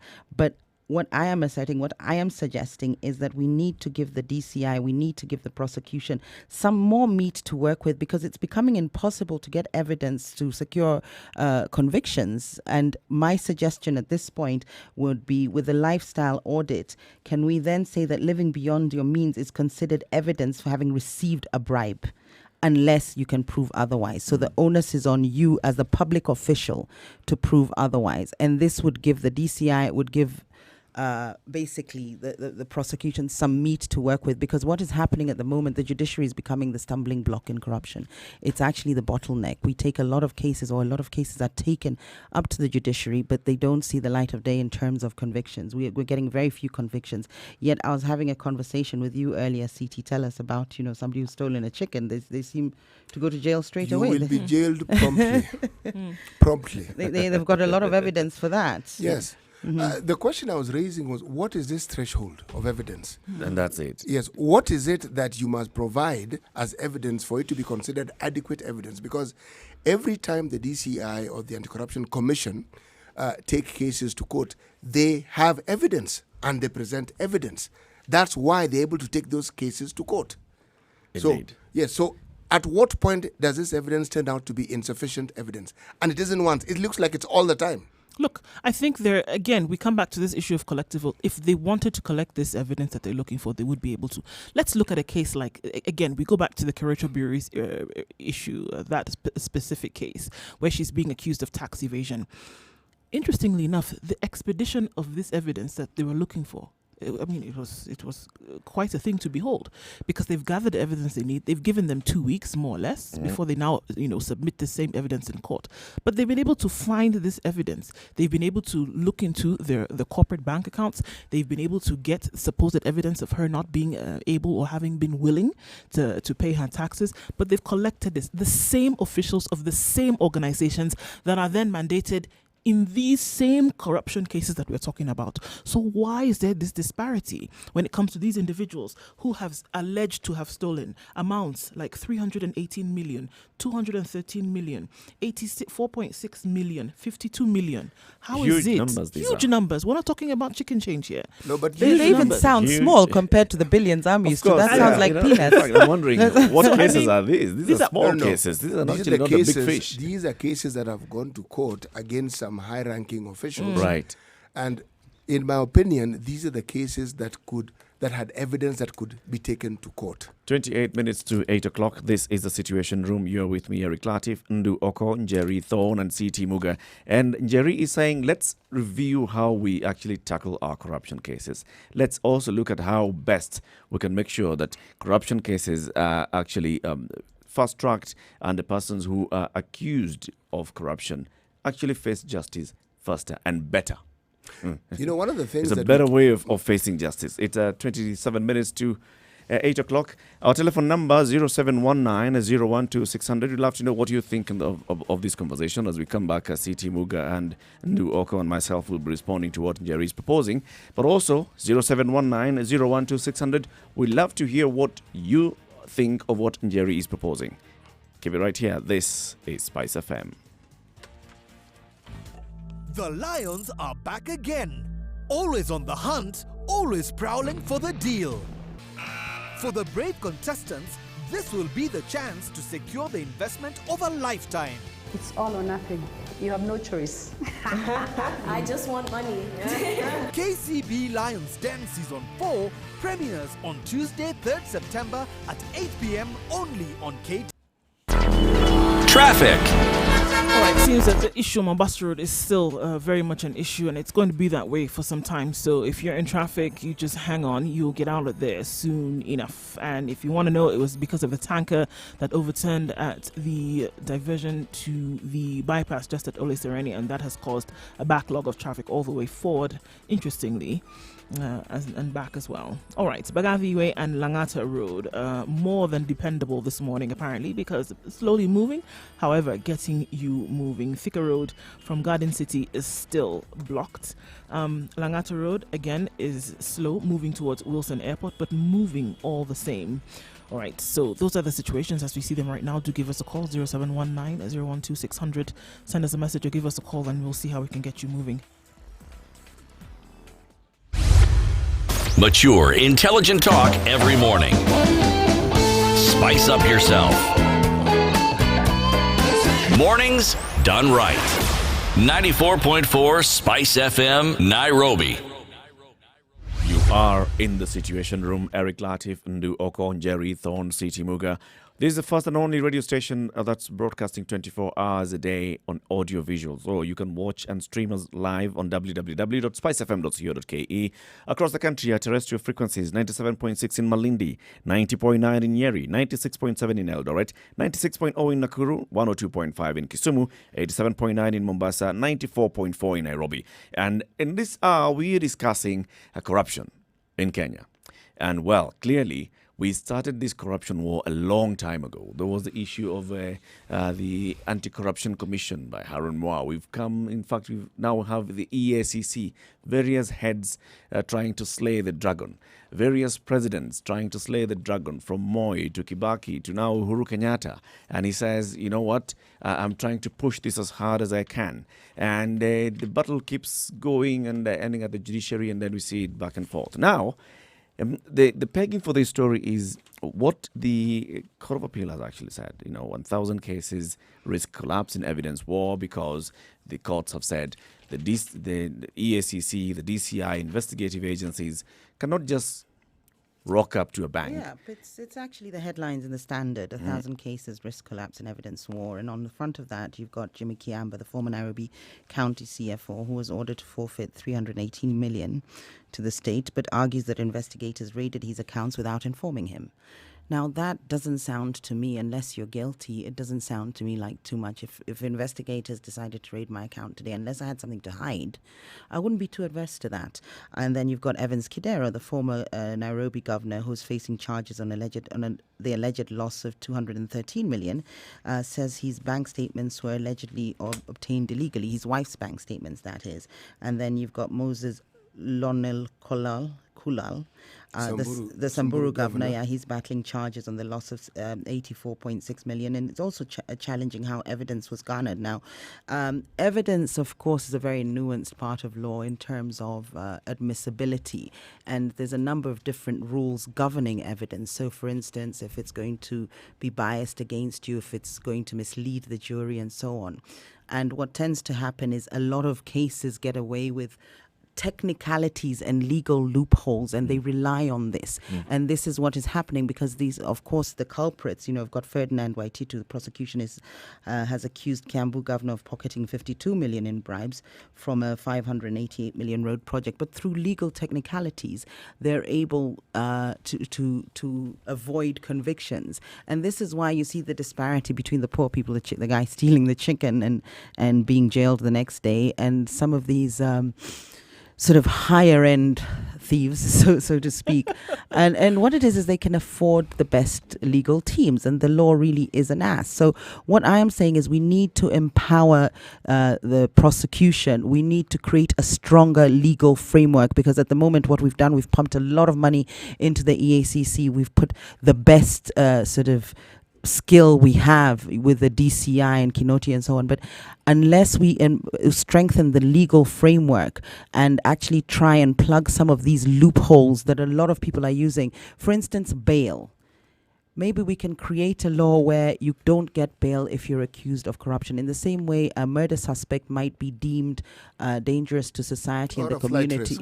Absolutely. So he's not let out. So maybe we need to put these laws in place for something as serious as corruption. And we need to actually start to classify corruption under serious crimes, because it has the same impact, if not more, as terrorism. The number of lives lost as a result of money stolen surpasses the number of lives we've lost in Kenya, sadly, through terrorism. So my suggestion is maybe no bail for people who've been charged or are being convicted of not convicted, but accused and accused of corruption, and the prosecution as well. Yes, but for the prosecution, in terms of law, I think it's imperative that we enact this law whereby living beyond your means is considered evidence. So that changes the law quite a little bit in terms of right to a fair trial, because usually, of course, the maxim is that you're innocent until proven guilty. But this puts the onus on you to prove that if you're living beyond your means, you haven't received a bribe. So it changes the law a little bit, but it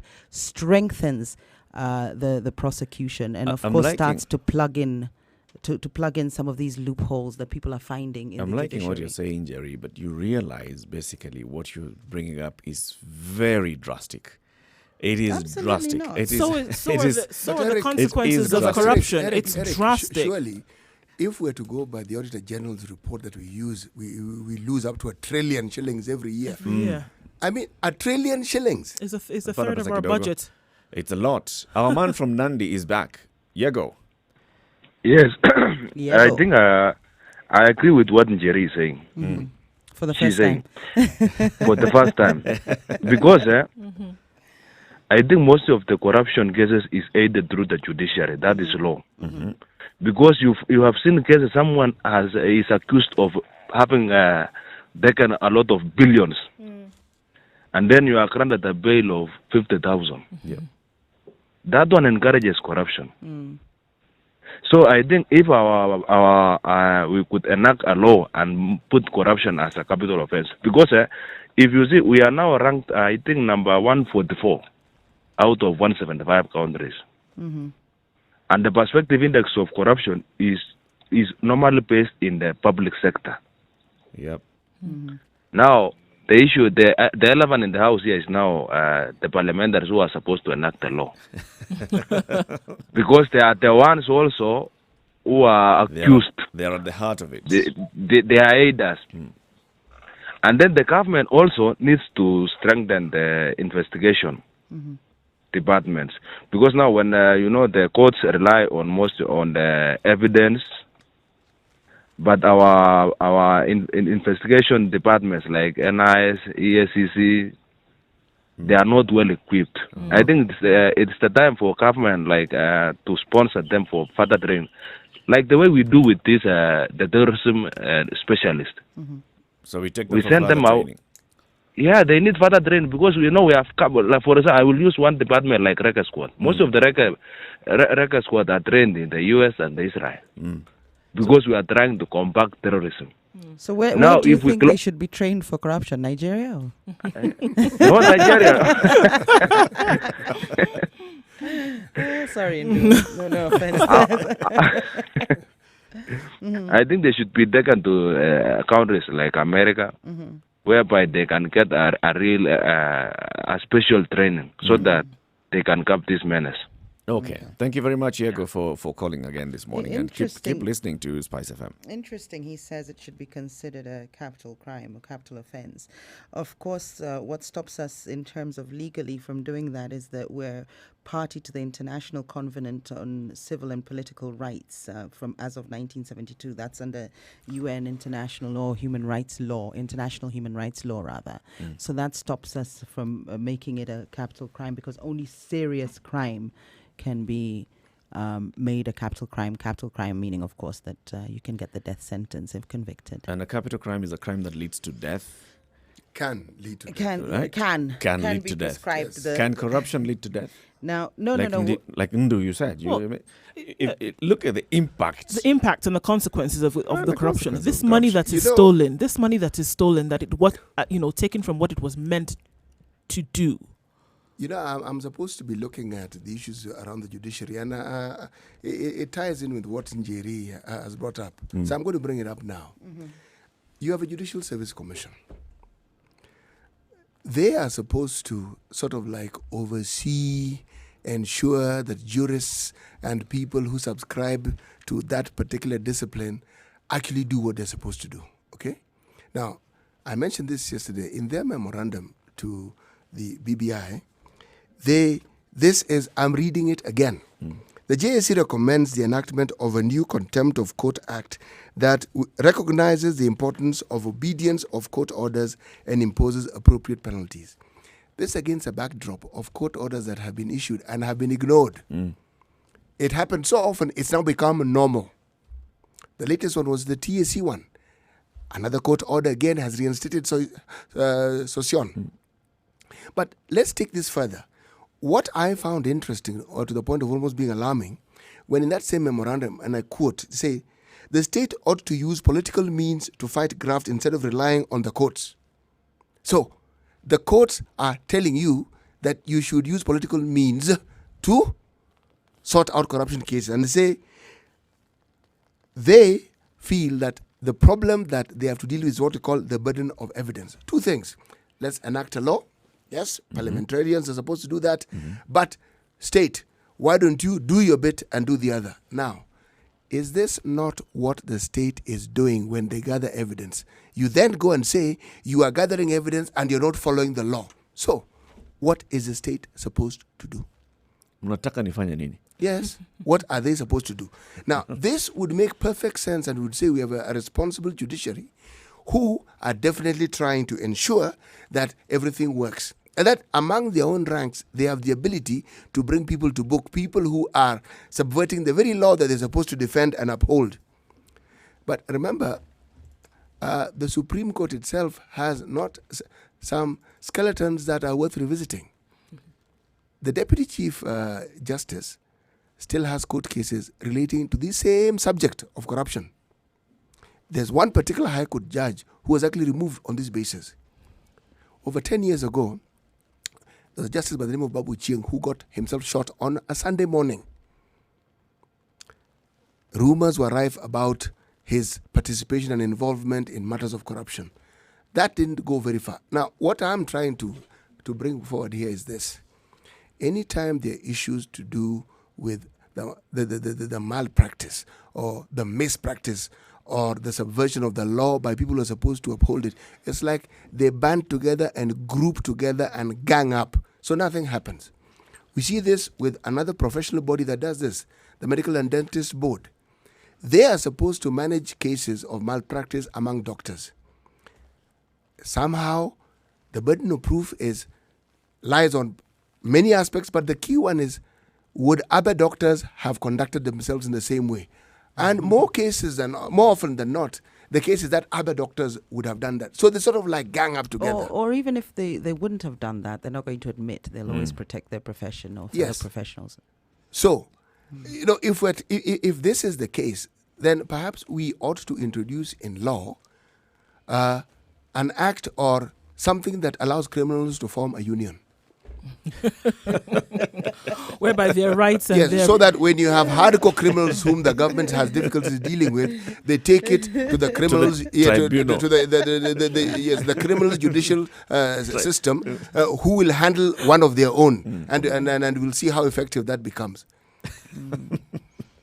So we are discussing how to deal with corruption. And well, we have two fronts here. So Njeri is actually coming up in the front that says, let's review how we tackle corruption. And let's look at how to empower state agencies that are investigative to actually do better. And one of the things that she's proposing is, well, if you are suspected of corruption, then maybe you should be denied bail. Number two, if you are seen to be living beyond your means, then the onus is on you to prove that you did not receive a bribe. These are not the proceeds of corruption that you are living off, and many others. And then C.T. Muga is here saying, well, also let's look at the judiciary and how the judiciary is actually handling corruption. Maybe in some cases the judiciary is the stumbling block. Actually, no, you're not saying maybe. You are saying... No, I'm actually not saying maybe. What of a corrupt judiciary? How does that tackle corruption? We have a corrupt judiciary. Yes, we do. How does that tackle corruption? We do. And how does the Chief Justice himself said he is aware that there are many corrupt elements within the judiciary. He said it himself. He's aware. And then he brings it, that point. But the evidence, you see, everything rests on this elusive evidence. Evidence by its nature is not elusive, not in this country. It's right there. We see it every single day. So how must it be presented to our courts? Which is why I said then we lack the will to actually get these cases tried and get these individuals convicted. Because if we were going to go after them with the same fervor that we do against certain individuals, the same agencies who are pushing for this, the same agencies who say they don't have enough evidence or that they're not able to get said evidence, are pushing the same agenda with specific individuals. So if they can do this with specific individuals, they can do this with these individuals who are high up in political ranks or high up in executive ranks, high up in legislative ranks. They can do it, but there's no will to. If there was a will to, I am telling you, we would see these convictions one after the other falling into the docks. So there's no will among who? The corrupt, of course. Of course there's no will amongst the corrupts for them to be convicted. They feel that they can be able to steal and explain their way out of it and move on to the next heist. There's still no will. Yeah, there is no will then from the agency custodians. There is no will. If they were really, really interested in getting convictions, if they really wanted to see such evidence put through, we would not have stories like this. We would see convictions falling. We would. You actually get the impression that, you have a turf war here. Instead of a war against corruption, it's a turf war. The judiciary seems to want to put a point across that the DCI's office and the anti-corruption are more or less encroaching onto their turf, and they are not going to allow them. When one says they seem to be blocking the rule of law and the justice that ought to be provided for the citizen, in this case, there's ample evidence. This one of those cases, there isn't insufficient evidence. There is sufficient evidence that whatever needs to be done isn't being done. The DCI is not mad. He is not some stark raving lunatic who just does things willy-nilly. No, you do need some measures in place because, of course, then it can be abused, and that if we don't like somebody, we can easily accuse them and have them sent to jail and maybe even put to death if we get the death penalty. So you do need measures in place to protect those accused of corruption. But having said that, we really do need to empower the people that prosecute for that. And with this case, in the backdrop of this case that we're reading about in the Standard, whereby the idea of a surprise, visit is crucial for criminal investigations, for that right to be taken away from the DCI or the EACC under the Court of Appeals, that's a real blow when it comes to the fight against corruption. And if anything, we should be strengthening their powers and strengthening the legal framework through which they navigate their work. As I open up the phone lines, 0719-012-600. That's 0719-012-600. And the conversation is also on social media, Spice FM KE on Facebook and Spice FM KE on Twitter. As I open up the phone lines and wait for the phone calls to come in, Jerry, so you've painted the picture here. Yes, we agree that we've got a fire-spitting dragon here and we've got to slay this dragon. Yes, and you've come up with endemic. and you've come up with very good ideas. How do we actually approach these solutions in law? What kind of new laws or amendments to the laws can we use? Somebody can put a bill forward to amend whatever existing laws there are in terms of evidence and admissibility. So, for instance, with this one, we're going backwards because what the court has ruled here will now hold as precedent. And, it will now become law that they cannot surprise people with investigations and, do sudden bank account checks without actually having the permit to do so. But with regards to actually implementing a new law, living beyond your means is considered evidence for having received a bribe, which is what I'm proposing. Of course, you'd have a lot of opponents to this, people who talk about right to privacy and right to a fair trial, in that, the maxim of innocent until being proven guilty is being tampered with. Of course, they would fight that. But it would just come through maybe a judgment could be made that would set precedent, and then you'd have legal instruments come in through legislation or statutes. Legislation, statutes, yeah, same thing. To actually put it into operation as a law. But given the nature of this menace that we're dealing with, I think, and I would say it's as bad in terms of consequences as terrorism is. I don't think we're taking it seriously enough in terms of what we're doing about it. Even we as a citizenry, the backlash or the uproar hasn't been strong enough. And again, I reinforce it's because it's simply not tangible or salient to us. When we see a figure in the paper, 381B, that's what you see.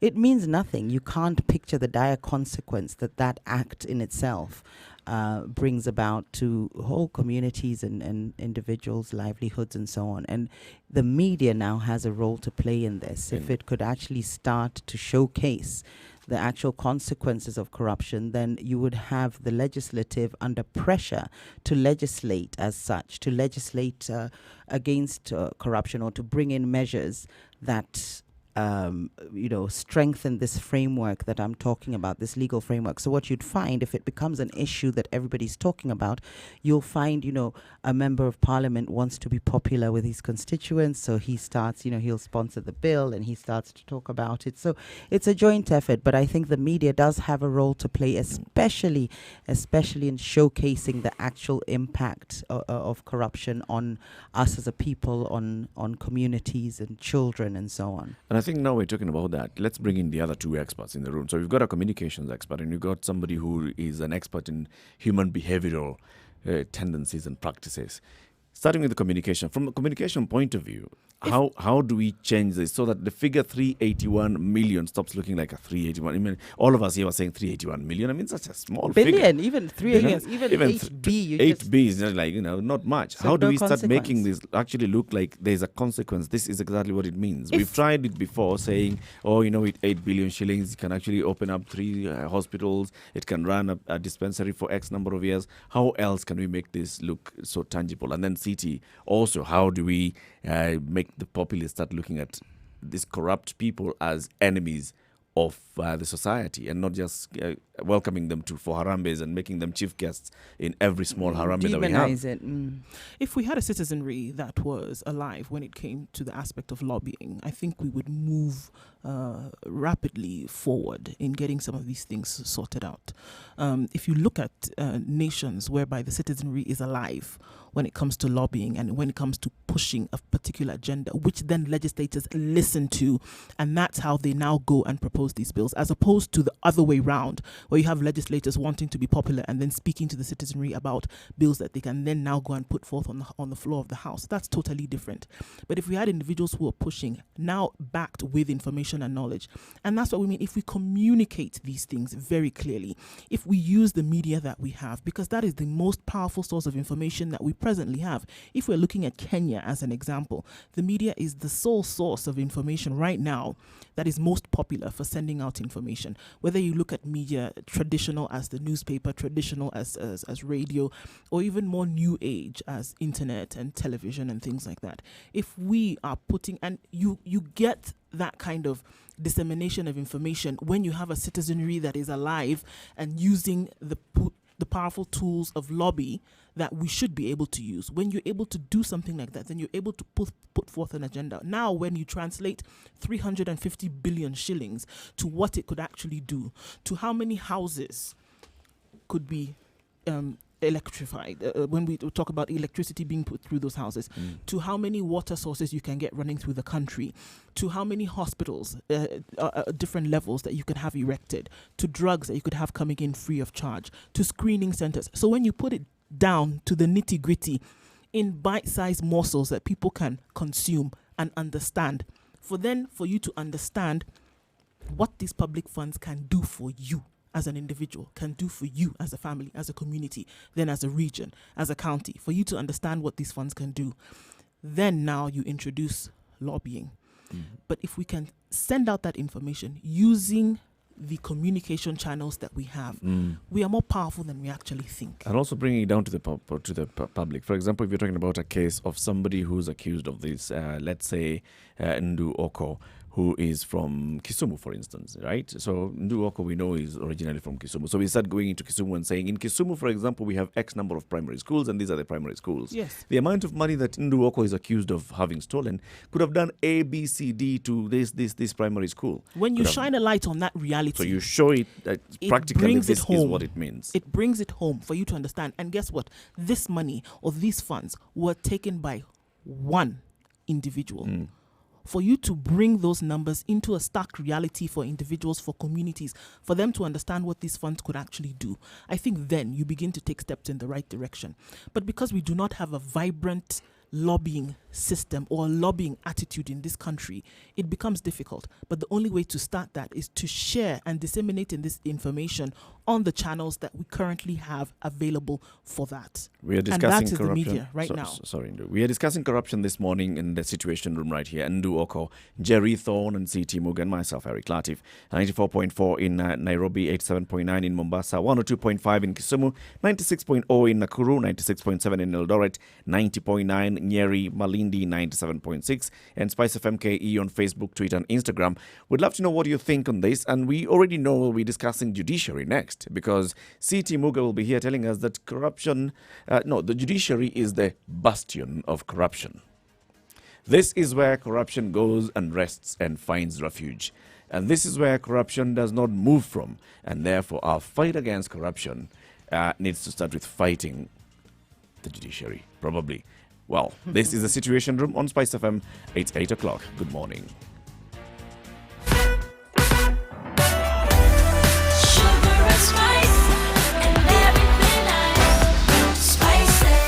Spice up your life.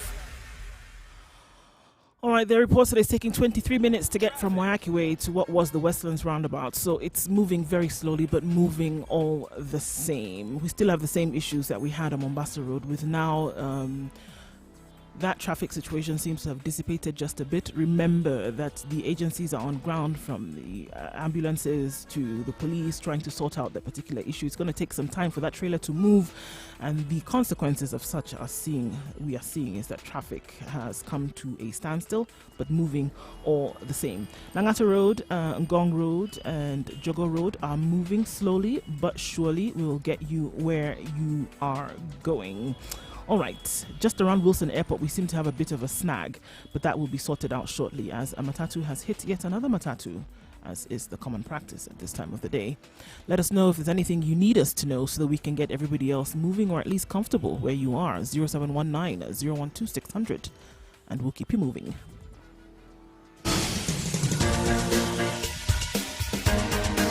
This is the Situation Room, the home of hard-hitting political commentary and penetrating insights about the state of the nation. This is a talk radio experience like no other. The Situation Room, a place for hard truths, debates, and elevated conversations. The Situation Room, witty, political, engaging, deep, controversial. In the room, we have Jerry Thorne, lawyer, political strategist, an insider in the corridors of power, ready to take on any side of the debate with her signature eloquence and grit. CT Muga, researcher, academic, seasoned political observer, a fountain of wisdom in these politically uncertain times. Ndu Oko, Nigerian by birth, Kenyan by choice, communications expert, Pan-Africanist, a truth seeker and believer in people power, and Eric Latif, agent provocateur, the man in the chair, seasoned journalist, news hound, a man who believes in punching up, not down.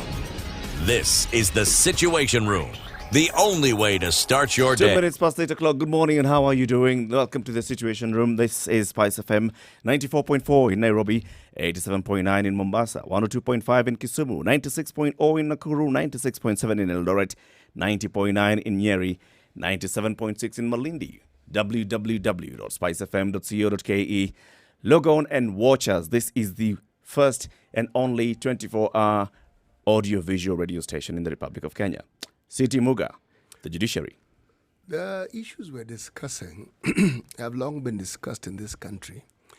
And when the government that preceded this current one was in power, they sought to address these issues by having something they called a radical surgery of the judiciary.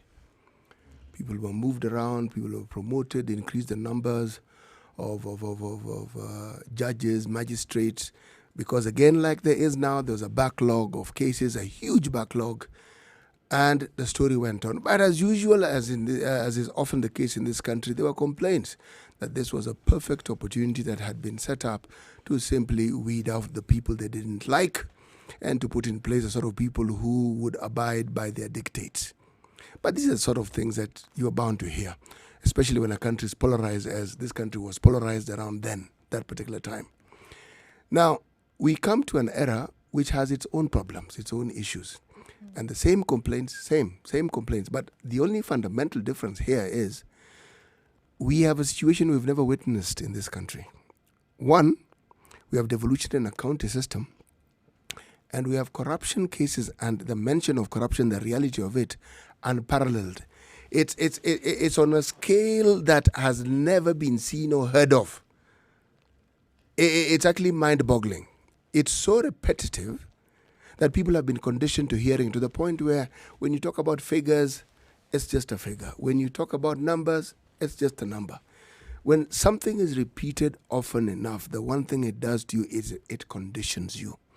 You stop reacting to it as you ought to.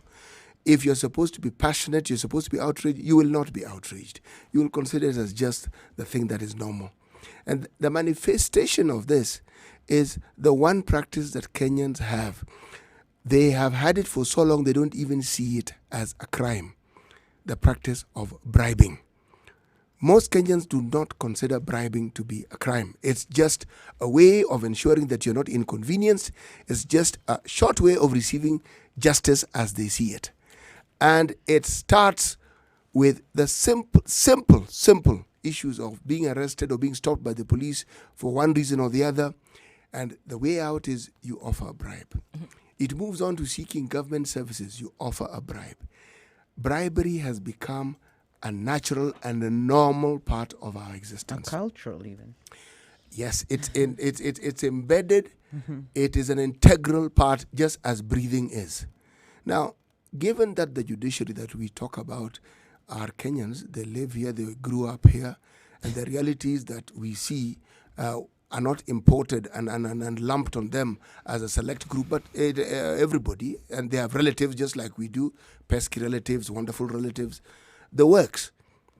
It is near impossible for them to be exempt from the influences of bribery, which in itself is at the heart of our corruption. Mm. But secondly, there is another ill that ails this particular country. It's called shifting blame. Something that is supposed to be your duty and something that you are you are mandated and you're even paid to do, you suddenly find reasons for blaming, pushing that particular responsibility to someone else and saying, I'm not doing this because so-and-so is not doing this. Without mentioning why it is that you're not doing what you're supposed to be doing. We have a judiciary that keeps telling us they never have enough money to do what they're supposed to do. But they never quite tell us what they've done with the money that they've been given. And this is year in, year out. Now we're here, we want to build God knows how many courthouses. I think it's good to have courthouses where you can try cases. But is this what the judiciary needs to build more courthouses? Do we need more courthouses? Or do we need more magistrates? Or do we need more judges? What is it that we need? Or do we need more prosecutors? What do we need? Or do we need other court officers who can do other things that that need doing but cannot be covered by what we currently have? One of the things that impunity does, impunity acts like a drug, actually. Mm. Yes.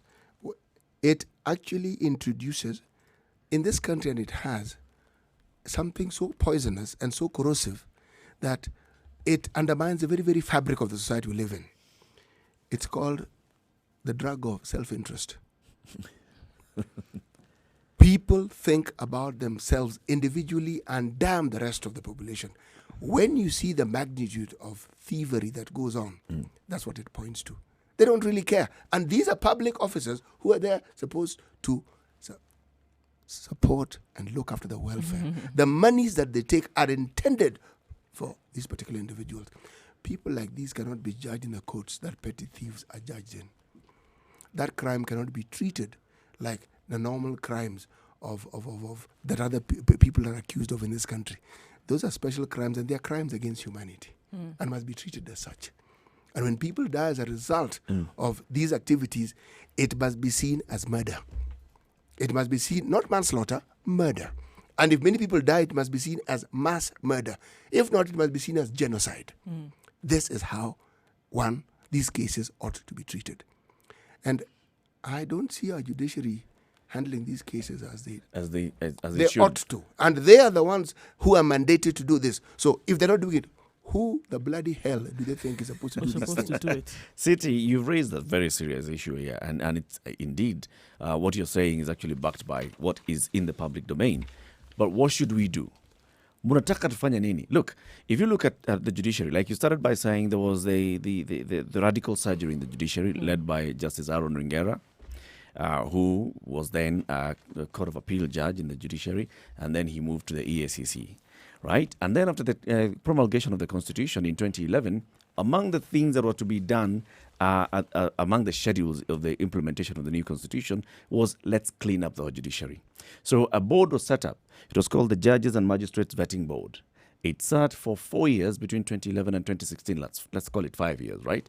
And what were they doing? They vetted each and every individual judge that had been there prior to the new constitution, right? Led by Sharad Rao.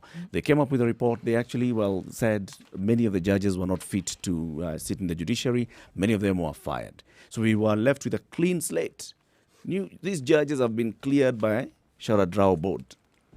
And the Sharad Rao board also came up with recommendations and said, among the things actually is, I think it's important, that's what the Sharad Rao board said, it's important for us to have an independent disciplinary tribunal for the judiciary. So if you've got a case, you've got an issue against a certain judicial officer, magistrate or judge, you take them to this independent tribunal, and the independent tribunal will deal with that. Of course, I don't think that was ever established. So that part of the report. But then look at it. The Judicial Service Commission that was strengthened, it was no longer, being controlled by the executive. We've got a new higher court called the Supreme Court of Kenya. We've got a clear mandate for the Chief Justice as the president of the Judicial Service Commission and the Supreme Court. These things have... So, what more do you want us to do? This is an epidemic. When you have an epidemic, what you do is you look for the most powerful intervention possible. Something that will kill the microbe that is causing the disease. Mm-hmm. Our disease is impunity. It's not corruption. Corruption is just a symptom. And it's an epidemic in the country. It is everywhere. You can't... as I said, it's almost akin to the air that we breathe. There have been many commissions that have made recommendations. Are these recommendations ever really implemented?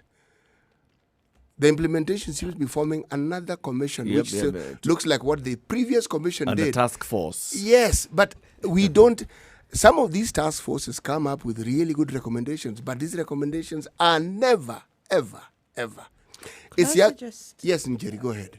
An answer before we sort of digress and go on to even better things that you keep telling us, CT. In answer to your question, what should we do if there's sort of corruption in the judiciary? Still. Sorry? we still have corruption in the judiciary, we still despite have all the things that we've done. in the judiciary. Yeah. I mean, I'm just putting this forward as a proposition. Maybe pay the judges more. A bigger salary. How much more? that was done. What's enough for them to do their job? How much more? Maybe more. No, I'm suggesting something so that we can have I'm helping your suggestion. A springboard from which to discuss solutions as opposed to complaining throughout.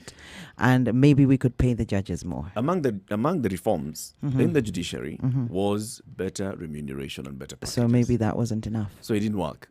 So you increase the figure again. The people who should actually be paid more are the police, not the judges. Imagine. In order to stop the petty corruption. It starts there. It doesn't solve the problem. It's like if you take an antibiotic, you're not going to get well the moment you swallow the pill. In fact, you'll get worse before you get better. There was an experiment that's done in Ghana with regards to paying the police more to see if that would reduce corruption. And what happened is they started demanding bigger bribes because now they're wealthy. At 200 bob is offensive. You better be giving me 2,000 bob. That was the unintended consequence of that. There was another experiment that was done where they gave the police no pockets.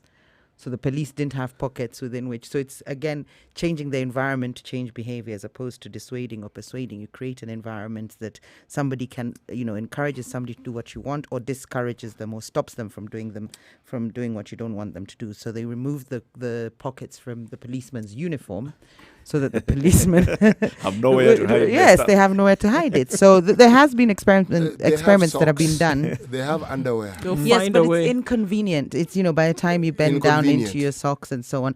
Just an example of some of the measures or initiatives that has been done. Initiatives Before we that proceed, let's hear tried. from our resident paragon of wisdom. This is Lydia from Nairobi. Good morning, Lydia. Good morning, Lydia. Good morning. Good morning. I've had a bad experience with the court. We were a number of housing groups, and a letter came from delivered at the gate that we owe 14 million to City Council. And I said, what? 14 million to City Council? We are in Parklands County. Yep. They're telling us we have to pay so many millions penalty for being on Mombasa-Nairobi Road. How can you be on Mombasa-Nairobi Road when you're in Parklands? You are 3 plots, pay rates, penalty. You are 1 plot, pay rates, penalty. How can one LR number pay 3 types of penalties? So I went to our chairman. I said, can I deal with this? No, don't interfere with it. Let the advocates deal with it. Every time they send us a bill, adjournment, pay this bill. Another adjournment, pay this bill. Another adjournment, pay this bill. And the total came to 500,000 just for adjournments. Then I went, now that the chairman told me don't interfere, I still went to the city council, top officers. First I went down, I went to one officer and I told him, look at this letter. And I don't ever reply to the government or whenever they try to accuse on a new, fresh letter. I wrote on that paragraph, how can we be on Mombasa-Nairobi Road when we are in Parklands? So Lydia, How basically, can we be... what I hear you say is you've been frustrated by the judicial system, basically lawyers and the courts. I solved the problem. Okay. So now the bosses said, look, now we don't know how to believe in you. You don't know how to believe in us. Can you ask the land office to write directly to city council about it? Long process. So I came no, it finished fast. I came to the lawyer. I said, please write a letter that you authorize Lydia to be your messenger to get this letter from land office. And I got the letter from land office. Okay. And they delivered it to me. They gave it to me. I gave it to the lawyer. The lawyer gave it now to the city council. And the city council said, we apologize. This was an So you ended up doing the job that the lawyers and the courts should have cost done in the me first bus place. fare. It cost me bus fare and my time. mouth. And your mouth as well. Yeah, and my time and bus fare. Pole Because, sana. if you use a car, you'll go round and round and the driver looks for you. And I solved this case which went on forever and ever and ever for some years. Thank you. And Thank you very much, only Lydia. from Maraga, I learned the other day that it is the lawyers who are lengthening the cases through these adjournments. Indeed, and like you've said, Lydia, that is exactly what happens. I mean, Lydia is giving us an example of exactly what she has gone through. This is an individual case of what somebody is saying. I've gone through a simple matter that could have been handled way better, but it wasn't handled because of, first of all, she's introducing a new aspect here. You know, you actually get the impression that, see, magistrates, judges are all lawyers. They all go to the same school, they study the same law. You actually get the impression that even when the law talks of cartels, this is another cartel. Yes, because there are things that defy logic. You, as a layman, understand that when someone does certain things, it's in contravention to the law. Yeah. And then the very, very people are just with us, walking, talking, free. Lawyers, they work with us. Precisely. So it means they'll say Jerry, they have a good lawyer. Sorry, I'm not picking on you, Jerry. I am merely stating that you've been well represented in the things that I'm saying. Now, I am not saying that it isn't the duty of lawyers to ensure that their clients get the best that they could. But how do you have a situation where consistently there are stories of theft? Consistently. Do we even have one conviction so far? No. There's a few convictions. Like? I don't have it off the top of my head. There's a few convictions. Take time, Eric. There's a gentleman who actually died. One? There's a gentleman who actually died. Gakuo died in jail. Gakuo died. Yes. So there was Gakuo, there was a PS there, Lillian from a local government. Yes. There are cases that are going on in And court how now. long ago were these people jailed? Not long ago, actually.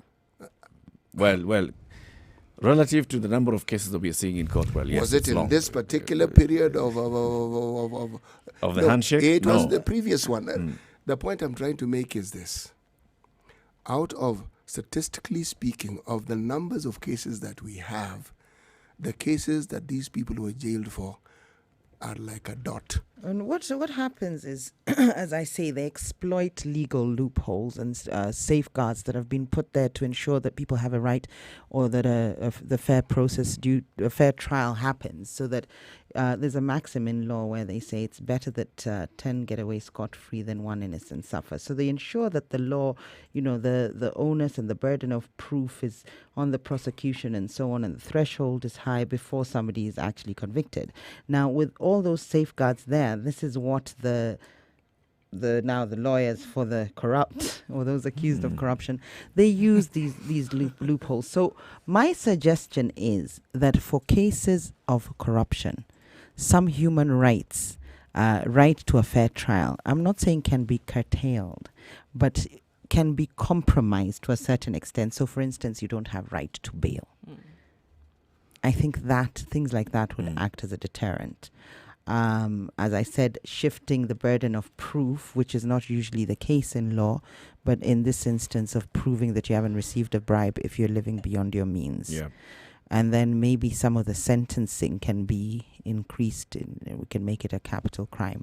For instance, this is just a suggestion. It's not necessarily my stand on things. You asked a question earlier on, Jerry. And you said there were experiments that were done in some places to try and pay the policemen more. Trials. I think experiments on humans sounds quite horrible. A trial is an social experiment. trials. Yes. Okay. Yes. Again, I am going to give the example of Scandinavian countries. Okay? In this case, Norway in particular. Okay? There's a certain gentleman who's a columnist for The Star. He happens to share the same name as I do. It's called Luga. Yes, and there's something. Wycliffe, by any yes, chance. Wycliffe. Yes. Right. There's Are you related? Yes, we are related. Okay. There's actually he is my brother. Right. Yes. It's taken you long to actually get to that We point. got there in the end. Well, I am also allowed my little corner of impunity. Why should I give you all the information you ask for at once? I must delay it. Anyway, in an article he wrote about last Thursday, he talked about a friend he had who lived in Norway for a long time, passed away some time back. And this man is a Kenyan. One of the people who took off from this country because the political atmosphere at that particular time didn't quite accommodate his views on life and politics. Right. But the thing that friend reported to him was, to his shock and horror, that the people, one of his neighbors was someone who had been a previous prime minister, neighbors in the estate that he lived in. But he said, found it even more interesting, one of the neighbors that he had was a bus driver. Now, I'm sure if he looked further, he would have probably found a policeman also. Right. Meaning, the issue here wasn't so much a question of who could live where. Anybody could live anywhere, unless you're actually super, super wealthy. Then, and that had nothing to do with your political position. Right. You're an industrialist, you're a businessman. But our problem is that the business that seems to take precedence in this country is the business of governments, the business conducted by government officials and politicians. It's the biggest business. It's the business by which people get rich very quickly. They don't build anything. There's a seriously big kitty. Yes. Government collects money There's a daily. lot of money, absolutely. It doesn't quite run out. Okay? So he was saying this. And what caught my attention was, it isn't the only country where that happens. If there is a comfortable wage by which someone can actually do the things they want to do, it's not going to bring the results you desire overnight. But it will sink. And you will understand, again, if I'm going to use the analogy of an epidemic, you don't have one solution for it. It has to be multi-pronged. You have to bring in stringent laws. You have to bring in stringent penalties. Then the social element of all these things have to be combined so that you know very well that there's a reward if you apply yourself to the rule of the law, and there's a negative reward if you do not. But it can't be one solution, and that will provide a way forward. I can see looking at the collective solution approach as a way to get through this. However, I still think that there must be the application of will. If we don't have will from those who are in a position to actually get this done, we're still staring down leadership. We're still staring down the barrel of disaster, because we still have the situation cropping. It's not even cropping up. It's here. It's resident amongst us, and we are. It gets worse and worse with every case that we see. I do agree with you, but look at it this way, okay? Chief Justice says, I also know that there are some people who work under me who he admits, and then almost goes and says, but what am I supposed to do when there isn't enough evidence? Chief Justice. Is that, are we saying, we're looking at the situation as we see it, are we really, if we're looking at it through critically looking at these, are we saying that the issues that are stopping us from convicting these individuals or from, getting the cases reduced, are we saying that it's the evidence? Is the evidence the only reason why we cannot get some of these convictions? Evidence is the biggest loophole that they use. But I want to talk on something you've just mentioned. CT, you said it's leadership. Yes. Now, that's a very contentious one, because how do you reconcile that with the fact that there's a separation of powers in this country? So when you talk of leadership and the presidency and you talk of fighting corruption, are you then suggesting that maybe the leadership could be better? And how do you reconcile that with the fact that the judiciary is independent? So even if it's convictions we're looking for, it's not like our leadership can then interfere with the judiciary. Under the separation of powers, he has no say in terms of what the judiciary decides. The narrative is what you say, and that's what the public is told, that there is separation of powers. There actually is separation of powers. Right. Under the Constitution, yes, there is. It's not a narrative. It's a law. It's a fact. It's constitutional law. Why I'm using the term narrative is this. Mm-hmm. When you put forward an idea for public consumption, that's what you're doing. Right. But my argument is this. It seems to imply that these other institutions within the government cannot influence each other. One another. Not true.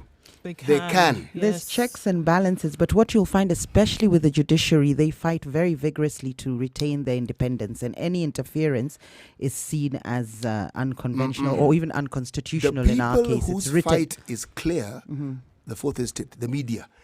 Their fight, I remember at the time when this particular government first came in, our current Minister for Interior was in charge of communication, if I get it right, was he not? Yes.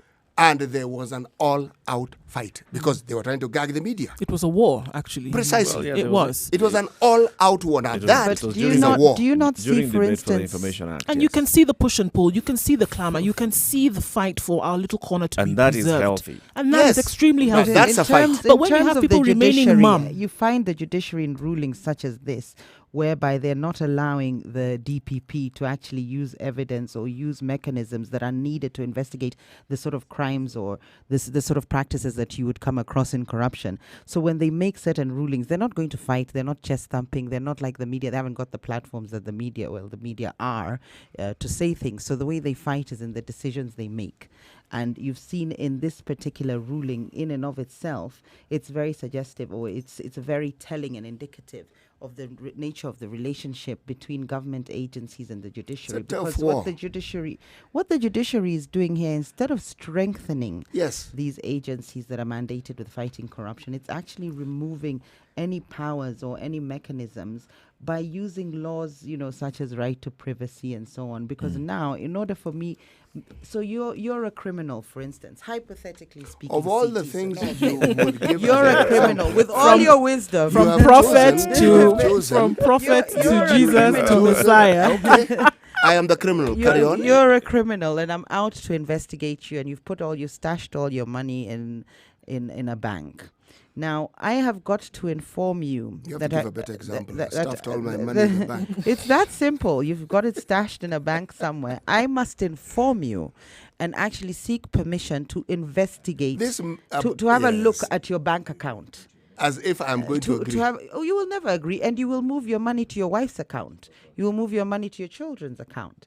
Can you see how this hinders the fight against corruption but when it comes to investigations? Now, this is a ruling from the judiciary. Yes, if that is not the judiciary fighting and sort of stating its strengthening corruption. No. They're not fighting. They're strengthening corruption. What do we do about the judiciary? And who puts the judiciary in check? Yes. Who puts the judiciary in check? Well, there's checks and balances. Because by whom? By whom? You've got what can happen, I suppose, is Parliament, when they legislate law that the judiciary has passed in terms of through case law, can argue it and tweak it and change it. So there's checks and balances across the three arms. But in this particular case, we've got a hard one, man. I mean, what CT is basically saying, and we've heard it being said before, even the Chief Justice has admitted, we have an issue in the judiciary. All the previous attempts at cleaning the judiciary have not basically borne fruit. We have seen a conglomeration of the bad apples I don't know. I think we're being getting tough on back, the judiciary. getting in back that into the sense. basket. And poisoning everything else. Are they really? But what do we need to do to actually make sure that these The bad judiciary apples is actually stay there definitely in the dump bottleneck. site? You know, but I would say they've also done a good job in a number of cases. No one is saying they haven't done a good job. That's what was under discussion here. What's under discussion is what they ought to do that they're not doing. If we start talking about the good things they've done, one will actually forget that there are things they ought to do, and that's what must be They pointed ought to continuously.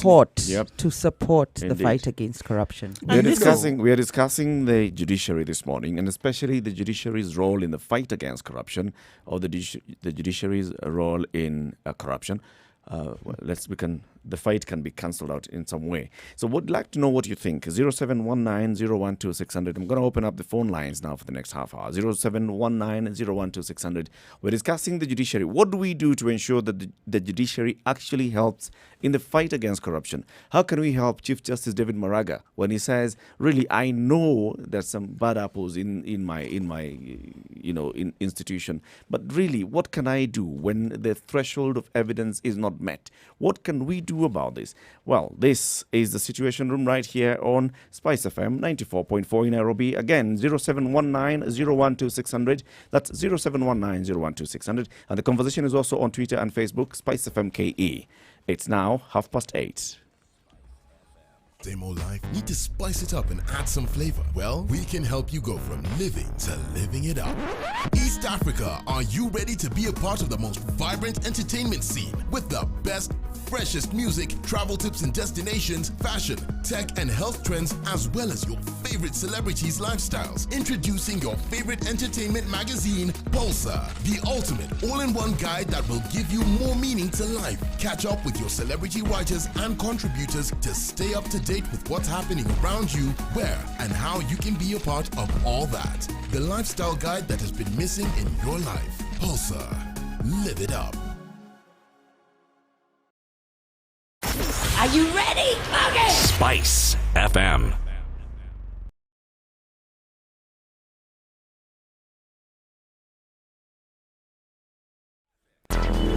Traffic. All right. The more things change, the more they remain the same. We had some traffic moving off Mombasa Road, but that doesn't seem to have changed much because of the issue that we had earlier this morning. Now we have a backlog of traffic trying to get off and get round to the Nyayo Stadium roundabout. If you're in there, hang on, you will be through soon.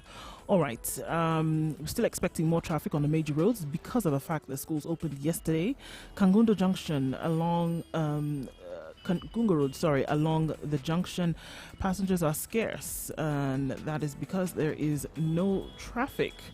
Apart from that, Langata Road, Ngong Road and Thika Road seem to have moved a lot much clearer now, and we have traffic moving along swiftly in those areas. Anything that you think we need to know about, what we can alert people about, or maybe you found an easier route off your normal route, do let us know. Give us a call or send us a message on 0719-012-600. Mature, intelligent talk every morning. Spice up yourself. Mornings done right. 94.4 Spice FM, Nairobi. 27 minutes to 9 o'clock. We are discussing the judiciary and corruption in the judiciary. 0719-012-600 is our telephone line. Good morning. This is Spice FM. Good morning. Yes, how are you, sir? What's your name?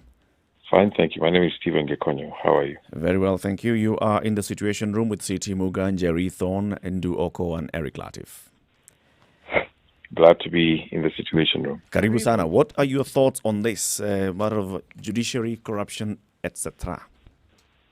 My thoughts are that there's nothing the public can really do about the situation in the judiciary. That's something that has to be fixed over time.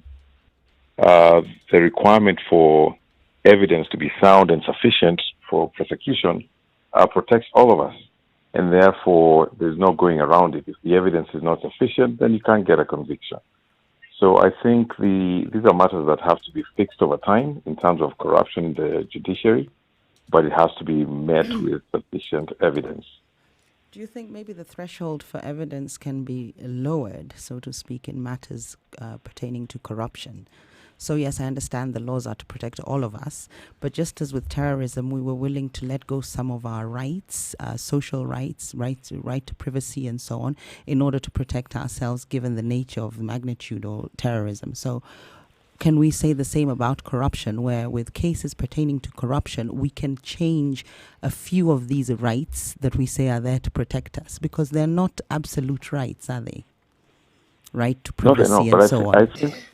I think that would be prejudicial. If you say let's lower the evidence threshold, then it means someone can be falsely accused and thrown out into or locked up in jail on insufficient evidence. I think it's necessary and protective. Imagine this: if you're accused today in the Situation Room of something wrong and you haven't really done it, but because the threshold was lowered, then you're netted by that accusation. So we're casting the net a bit too wide. Precisely. But then, Gekonyo, you see, you're saying that the war on corruption in the judiciary will take time. How much more time would you like us to give it? We started this war under the old constitution. We have done it in the new constitution. Like I said, we've had Justice Ringera, we've had Sherrod Rao, we've had all these bodies that are trying basically to come and clean up, sweep the judiciary. You know, the answer for Kenya's problems lies in the judiciary. If we sort that out, then everyone is equal under the law, and most of these problems go away. But we don't do it by lowering the threshold. Okay, I'd like to actually widen that discussion. I don't know if you were listening earlier. I'm not talking about, a very simplistic approach to this. It would be a little bit more sophisticated than maybe I've put across. So, for instance, there's one law I was looking at, and it's the same as if you think about threshold of evidence and things like that. Think about, for instance, with criminal law, it's beyond reasonable doubt, whereas with civil, it's on a balance of probability. So shifting from something like that, so that it's the idea or the suggestion I had is the idea of putting the burden of proof so that the onus is on the accused. If they're found to be living beyond their means, it is considered that they've received a bribe. So they have to prove that they did not receive a bribe. I mean, surely, do you not see that still protects everybody? There's still a safety net there. But what we do is we make sure we've cast the net wide enough to catch those who are responsible for corruption. And also, Stephen, sorry, carry on. I was just going to say that's very interesting. That's all? Hello. Right. So those are the sort of things I'm talking about. I'm not talking about, jailing somebody without a trial, and, we do need these very laws that protect us, but also maybe reconsider bail, because if bail doesn't have the impact that it does to deter you, so, somebody steals, 10 million and bail is 50 shillings. Do you see how that's not even really bail? So maybe reconsider laws around that so that it's actually a percentage of your earnings, for instance, or a percentage of your assets. Hello?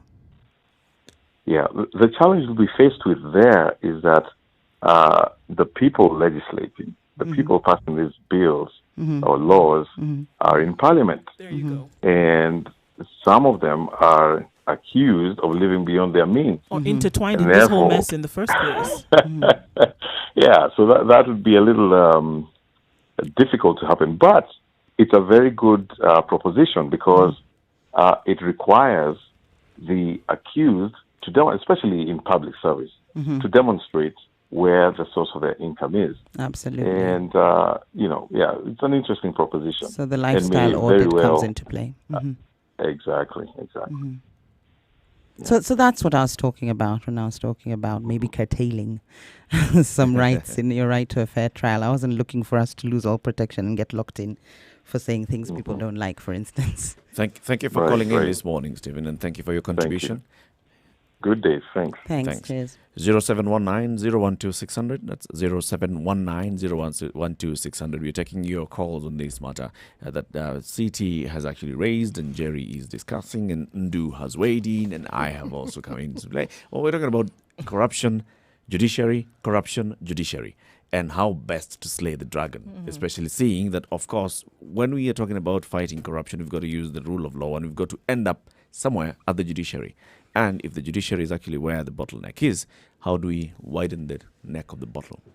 I honestly think that we are stuck in a catch-22. It just sounds like the judiciary had said before that, okay, well, if Maraga had said, I know that there are people who are involved in corruption cases, but what am I supposed to do, basically, right? This is what he said.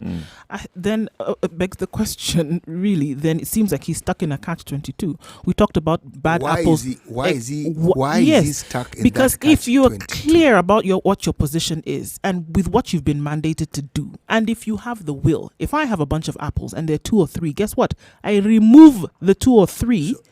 Throw them into the dumpster. And throw them into the dumpster and continue with my apple eating. He doesn't have the powers, or he himself is compromised. Exactly. It's either he doesn't have the power that we think that he does to be able to sort out this issue, because let's not even pussyfoot around this issue. We have bad apples, we remove them and we continue. We cannot have a situation where we continue going round and round the issue, or the powers that be or the powers that not be. But he doesn't the checks have and balances, power, actually. the checks and balances that should be able to check him out in Parliament are the same people who have their hands dirty. How do you wash with dirty hands? How do you do that? You can't. You wash your hands first. Eric, we do have judges who do the judiciary justice.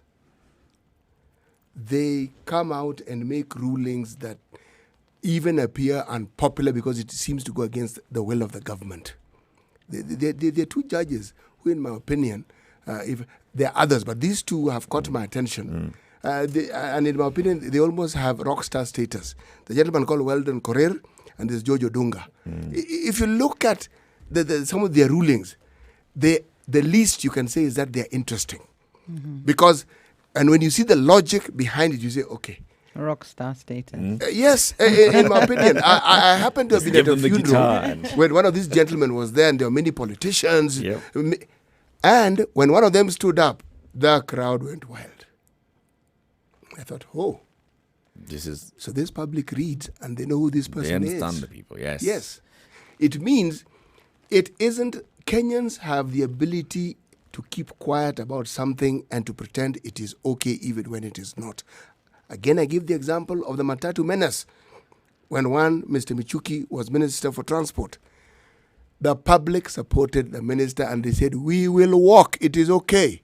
So in this case, what are we waiting for? Are we waiting for one rock star to stand up and make a proclamation? Actually, yes. And then the people that I've talked about who are not vibrant in the lobbying aspect will then stand up and rally behind this individual? So if is the that rock what star, we're waiting for? For the rock star to stand up and make a proclamation? If the rock star, because if you look at the rock stars actually are in the constitutional division of the High Court. So if the rock star is in the constitutional division and they make a certain pronouncement, you'll go to the Court of Appeal and then you'll get 3 or 5 judges who overturn it. So what are we going to do? We go back to the same position? No.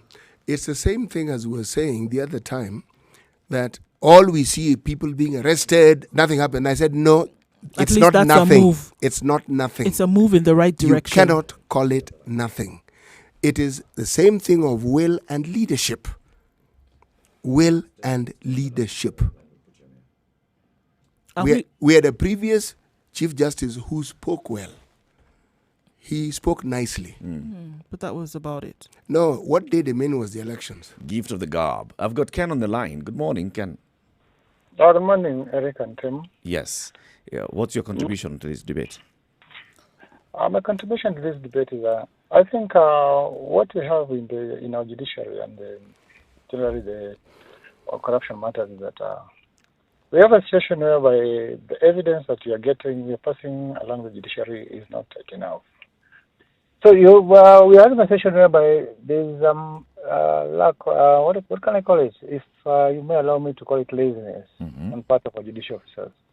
They're not presenting evidence that is watertight. And as we look at it, as even as City is saying that we have judicial rock stars. The judicial rock stars are basically on the constitutional part of the court, and those loopholes is what they actually basing their decisions on. Yeah. And they're carrying the day. Yeah. Yeah. So basically, if our judicial officers stop being lazy, we might change the constitution and change everything as much as we want to do it. But if our attitude remains the same, we will just We were just marching on the spot. Ken, I don't get exactly who you're saying is lazy, because you're talking about... The DPP? Or? So is it the investigative agencies, the prosecutor, or the magistrates and judges? It is for me. It comes from both ends. If the magistrate and the judges find a loophole that from the investigating officer, that's where they'll cling on their whatever. I see. But that's decision. But now again, you look at it this way. Look at the case like for Kaptana Rawal, where she was being removed. There were loopholes in the constitution. And when Okiya Mtata presented the case, he basically went and did his due diligence, and he presented it to the court. The moment he presented to the court, guys thought that it was unintentional. But at some point, when he presented his arguments, everybody saw there was sense in what this guy was presenting it about. Yeah? Okay. Yeah, and at some point, everybody agreed, we agreed with him, and he said, yeah, this gentleman is right. But if he had blocked those loopholes, everybody had done his due diligence, then what would have happened? Huh?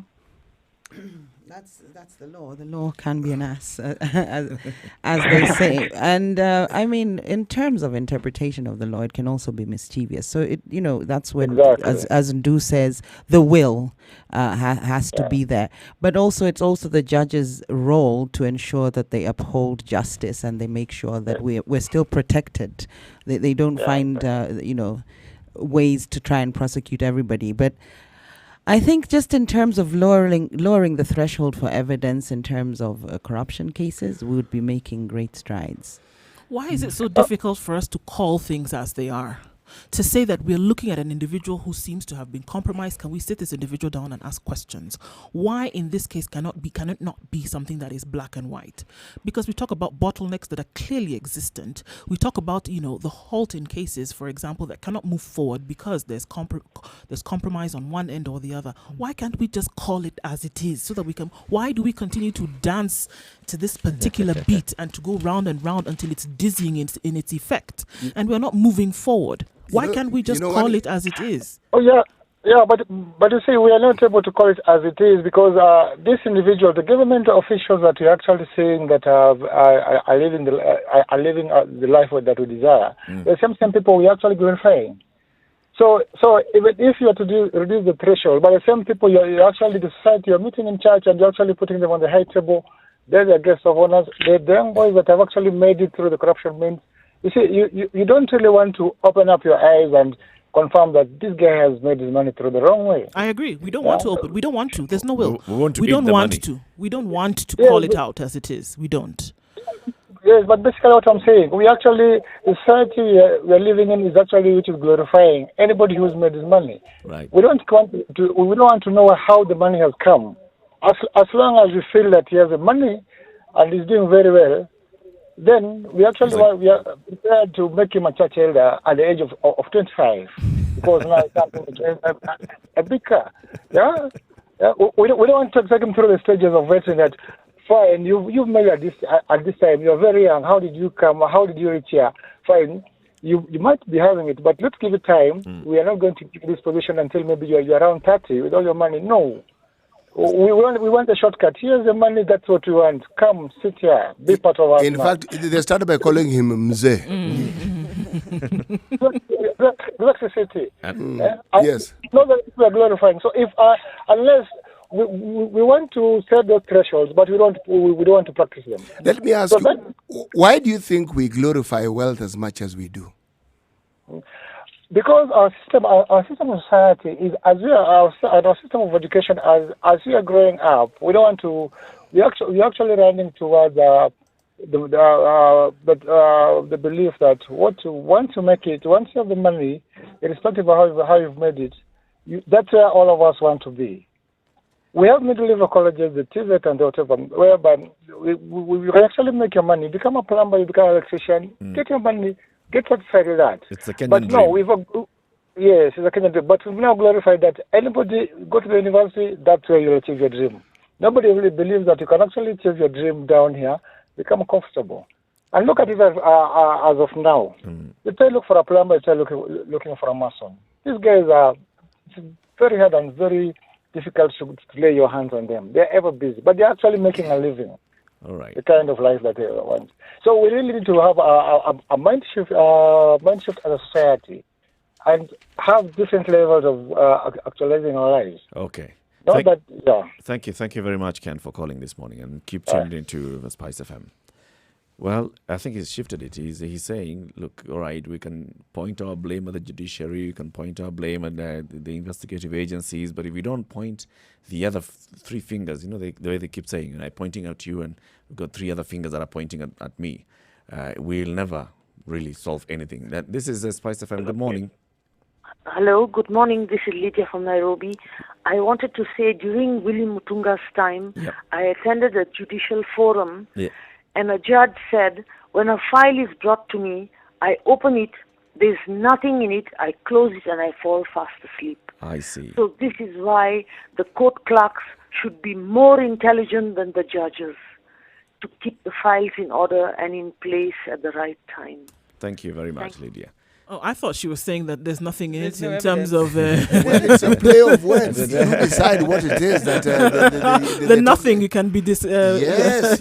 It's empty. Nothing as opposed to something. I don't think he meant the papers had fallen out. I don't think the clerks had dropped them. No, I don't think that's what he meant. Okay. But look at countries where they have decided to change the way people think forcibly. Russia tried it. It's called indoctrination. China tried it. The beef they currently have in Hong Kong revolves around this little word. It's called freedom. No, Hong Kong is a bit deeper. Hong Kong is a symbol of sort of British rule over China, and there's that unspoken semiotics or symbolism. And I think the media is actually giving Hong Kong undue coverage because of this. It's making China look very bad. And I think China should fight back as hard as possible. Not the media, the Western media. Western which is what we ingest. I don't remember the last time I watched a Chinese program, to be honest. Well, we've got now very many of them in the country, I think. It's a question of choice. I think most people, unless if you're looking Eastern, I think back in the 80s, 90s, I remember people watching Indian movies or Kung Fu, but generally speaking, we watch Western media. That's what we have access to. Much as what is being hyped in Hong Kong is very much media related, but the genesis of it was the issue of control. So forcing people to change. Yes, control, the same thing I'm saying, it's control. The legacy is at the background. But that isn't the only... You don't think there's control in the West? You don't think there's any social engineering? But I am the one who has always brought up this issue and said... But the examples you've given are Russia and the sort of Eastern communists. Yes, but meaning they were in your face, blunt instrument, change your mind or else. The West are clever about it. Subliminal and subtle. Yes, subtle, and they more or less give you the impression that you're making those decisions on your own, and that the choices are yours. It's soft. But what they do is choice architecture. So yes, the choices that are it's presented, soft indoctrination. It's multiple choice with 2 options. No, they give even 10 options. The but illusion, all are the same. Yes, the illusion of freedom is often brought to you in a manner acceptable to you. So is there any country, do you think, that's free? Scandinavia, maybe, perhaps? What is it that they have done to make their public officials, for example, if we look at the judiciary in nations such as those, what is it that they have done to deter this kind of... The question that I would ask is... can I ask my question? What is it that they have done to deter this kind of behavior that we continue rotating about? But that's a question everybody asks. Because we're trying to find a solution. We're trying to find a solution. Best practice cases. Yes, best practice cases, case studies that we cannot... culture, which is a system of beliefs that's transcended. No, the question that brings an answer that is... that you'd like to give. No, that provides a solution that is actually workable is... What is it that drives human beings? Because if you understand that, then... everything we're discussing revolves around that. Why do people want to be greedy? Why do they want to have 20 houses? Why do they want to have 10 cars? Because they don't want to ever run out. But human beings or be in a situation where they don't have. If you talk about us as human beings, we're all the same. So it would be exactly the same things that drive us in Nairobi as in Stockholm, whereas you see the acquisition of material wealth is actually frowned upon in somewhere like Sweden. There's a shame to having labels and big cars. They've self-actualized to another level. Aren't we being driven by the same thing as them? No, ours is the opposite. So aren't we being driven? You're saying we have to look at what drives human beings. Human beings were all the same, but why is it in Sweden or in Scandinavia they've self-actualized beyond that materialism that we experience here. It's not about external values. It's all intrinsic. It's social Is engineering. something else driving them? Yes, it is. Over a long period I thought of we're time. human being, and the same thing drives us, and that's what drives behavior. Human behavior falls into two categories: what's integral and what's learned. Okay. A lot of what we see is learned. If you simply take the communities we have in this country and take it to the early part of the 20th century, the sort of uncontrolled greed that we now see didn't exist. Why? People more or less had the same thing. You may have had a bigger farm, but there wasn't much of a difference. And what that did in that community, it reduced the element of theft, because I didn't have to envy or covet what you had, because I was fairly okay with what I had. Right. The Western values that we have that are brought about by what you consider and what we call capitalism does the complete opposite. It gives you a wide gateway to unbridled greed. You can accumulate as much as you possibly can and damn everything else. What they've done, the West, or what capitalism has done, it has tied some very basic needs, sex, etc., to material objects. So you have a nice car. There's a woman on top of it. Exactly. So on top doing of the bonnet. They never sit on the roof of the car. In doing so, yeah. But no, we're definitely more extrinsic values than intrinsic. So coming back to the issue at hand, corruption, judiciary, what's the best way forward? So, okay, we dealt with how best, what are the ideas that we can come up with to actually see that we improve on our fight against corruption? And Jerry, you mentioned a couple of them, and we actually discussed them. Now let's talk about the judiciary. How do we strengthen our judiciary so that we remove the bad apples and we only have the clean apples? We only have rock stars in the judiciary. I think they have the strength that they need. Again, they have the strength that they need. We just need to give They've them been guitars supported. and all. They've been supported. They have what they need. There have been reforms. There has been remuneration that has been increased. There's been support that has been applied. Now, the only thing that they cannot be given, which has to come from within, intrinsic, is the will to actually have this done. Why don't we? I mean, it sounds so cliche and sounds so sing-songy, but why don't we want to have a good environment within which we can thrive? Why don't we want that? The lack of the power of example. I'm putting it really very simply. Right. But it's the lack of the power of example. If every leader you know of is tainted with something, or it is suggested is tainted, or the relative is tainted, or this is tainted, you're going to walk like that. The power of example, that's what people see. The way the goslings follow the goose.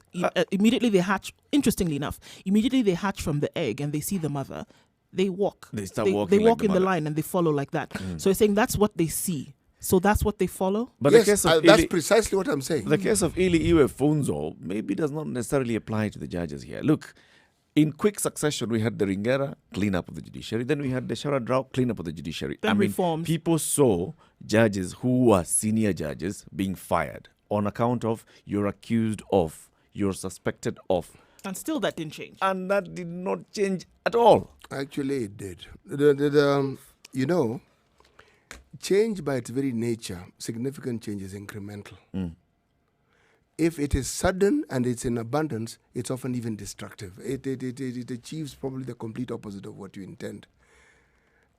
It is that particular move, or the moves that we're talking about, that seem inconsequential, that made it possible for what we currently have. It's a work in progress. So are we saying we need to wait and see how the process plays out? No. We just need to, as because things have happened so far, we just need to take it easy like and let Stephen it continue becoming incremental. No, accepting that something has happened doesn't mean you sit back and sort of like enjoy your success. It's the process of acknowledging that it isn't as though nothing has happened. That's all I am saying. All right. Jerry? In terms of the rot within the judiciary, it's a tricky one. It's a self-cleansing machine, it should be, you'd have thought, considering. I think I'll go back to their role in corruption, because in helping fight it, they'll be able to do the self-cleansing I talk about. So it's time the judiciary, we understand the fight for independence and to show themselves as independents, but they really need to act in sync with and contextualize some of their decision making. The country is trying to fight corruption. So when they're out to robustly uphold the rule of law and it actually hinders the fight against corruption, they're not in sync with what the country is trying to do. There's a bigger, higher principle, overarching principle that I think the judiciary needs to embrace. And the President, Uhuru Kenyatta, has actually made his second term very, very, very visible on the issue of corruption. It appears like, on top of the big four, he wants this to be his legacy as well. When we come back in the next hour, let's talk about presidents and leaders and their legacies and what basically forms a legacy for a leader. Is it development? Is it changing mindsets? Is it improving the lives of the people, or in whatever form? Well, this is the Situation Room. Good morning. It's now 9 o'clock.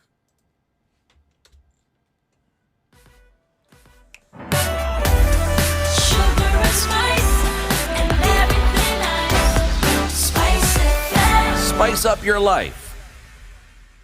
All right, so this particular trailer is still blocking the road at the diversion to the southern bypass off Mombasa Road, and so we still have an issue there. So all traffic is being diverted up over the overpass, and finding a different way out of the city for now as they're trying to move that out of the way. It means that we're going to have a bit of a headache, but eventually it will be sorted out.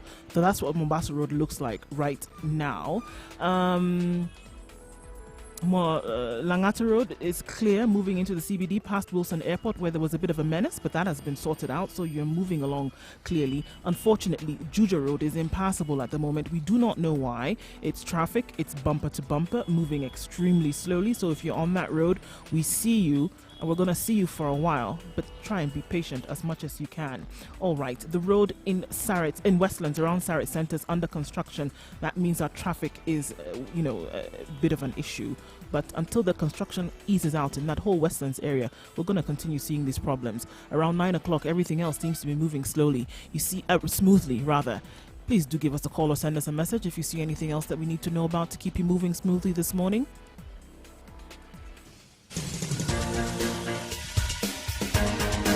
This is the Situation Room, the home of hard-hitting political commentary and penetrating insights about the state of the nation. This is a talk radio experience like no other. The Situation Room, a place for hard truths, debates, and elevated conversations. The Situation Room, witty, political, engaging, deep, controversial. In the room, we have Jerry Thorne, lawyer, political strategist, an insider in the corridors of power, ready to take on any side of the debate with her signature eloquence and grit. C.T. Muga, researcher, academic, seasoned political observer, a fountain of wisdom in these politically uncertain times. Ndu Oko, Nigerian by birth, Kenyan by choice, communications expert, Pan-Africanist, a truth seeker and believer in people power, and Eric Latin, agent provocateur, the man in the chair, seasoned journalist, news hound, a man who believes in punching up,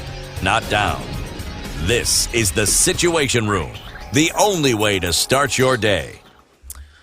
Yes, you're in the Situation Room this morning, and we're looking at issues we've covered corruption this morning, and we're looking at where are we in the fight? Where are we in terms of what has been done? And looking at what has been done, looking specifically at Uhuru Kenyatta's presidency and what I feel that he should be remembered for, or rather the work that he has done. The work that he has done to make sure that, he's remembered, or rather his presidency is remembered for certain milestones that have been crossed. As I looked around the country, and I looked from county to county, I looked from sector to sector, I see that there's so much that has been covered in terms of development. There's a lot that has been done, and it has been broken down to sector, it has been broken down to county, and he has come up with a Big Four agenda. And I don't think we've seen a president in Kenya who has done something like that to that magnitude before. We look across sectors, from health to education to manufacturing to housing, to make sure that all the tenets of this one individual, being the citizen, has been taken care of. And it is easy to get all of this lost in all this handshake, in all this BBI, in all this politicking, in all this politicking, the conundrum that has been for the last easily 1 year, and for us not to focus would be a detriment, I think, to this presidency if we don't focus on the things and the milestones that he has actually crossed, the things that he has actually done.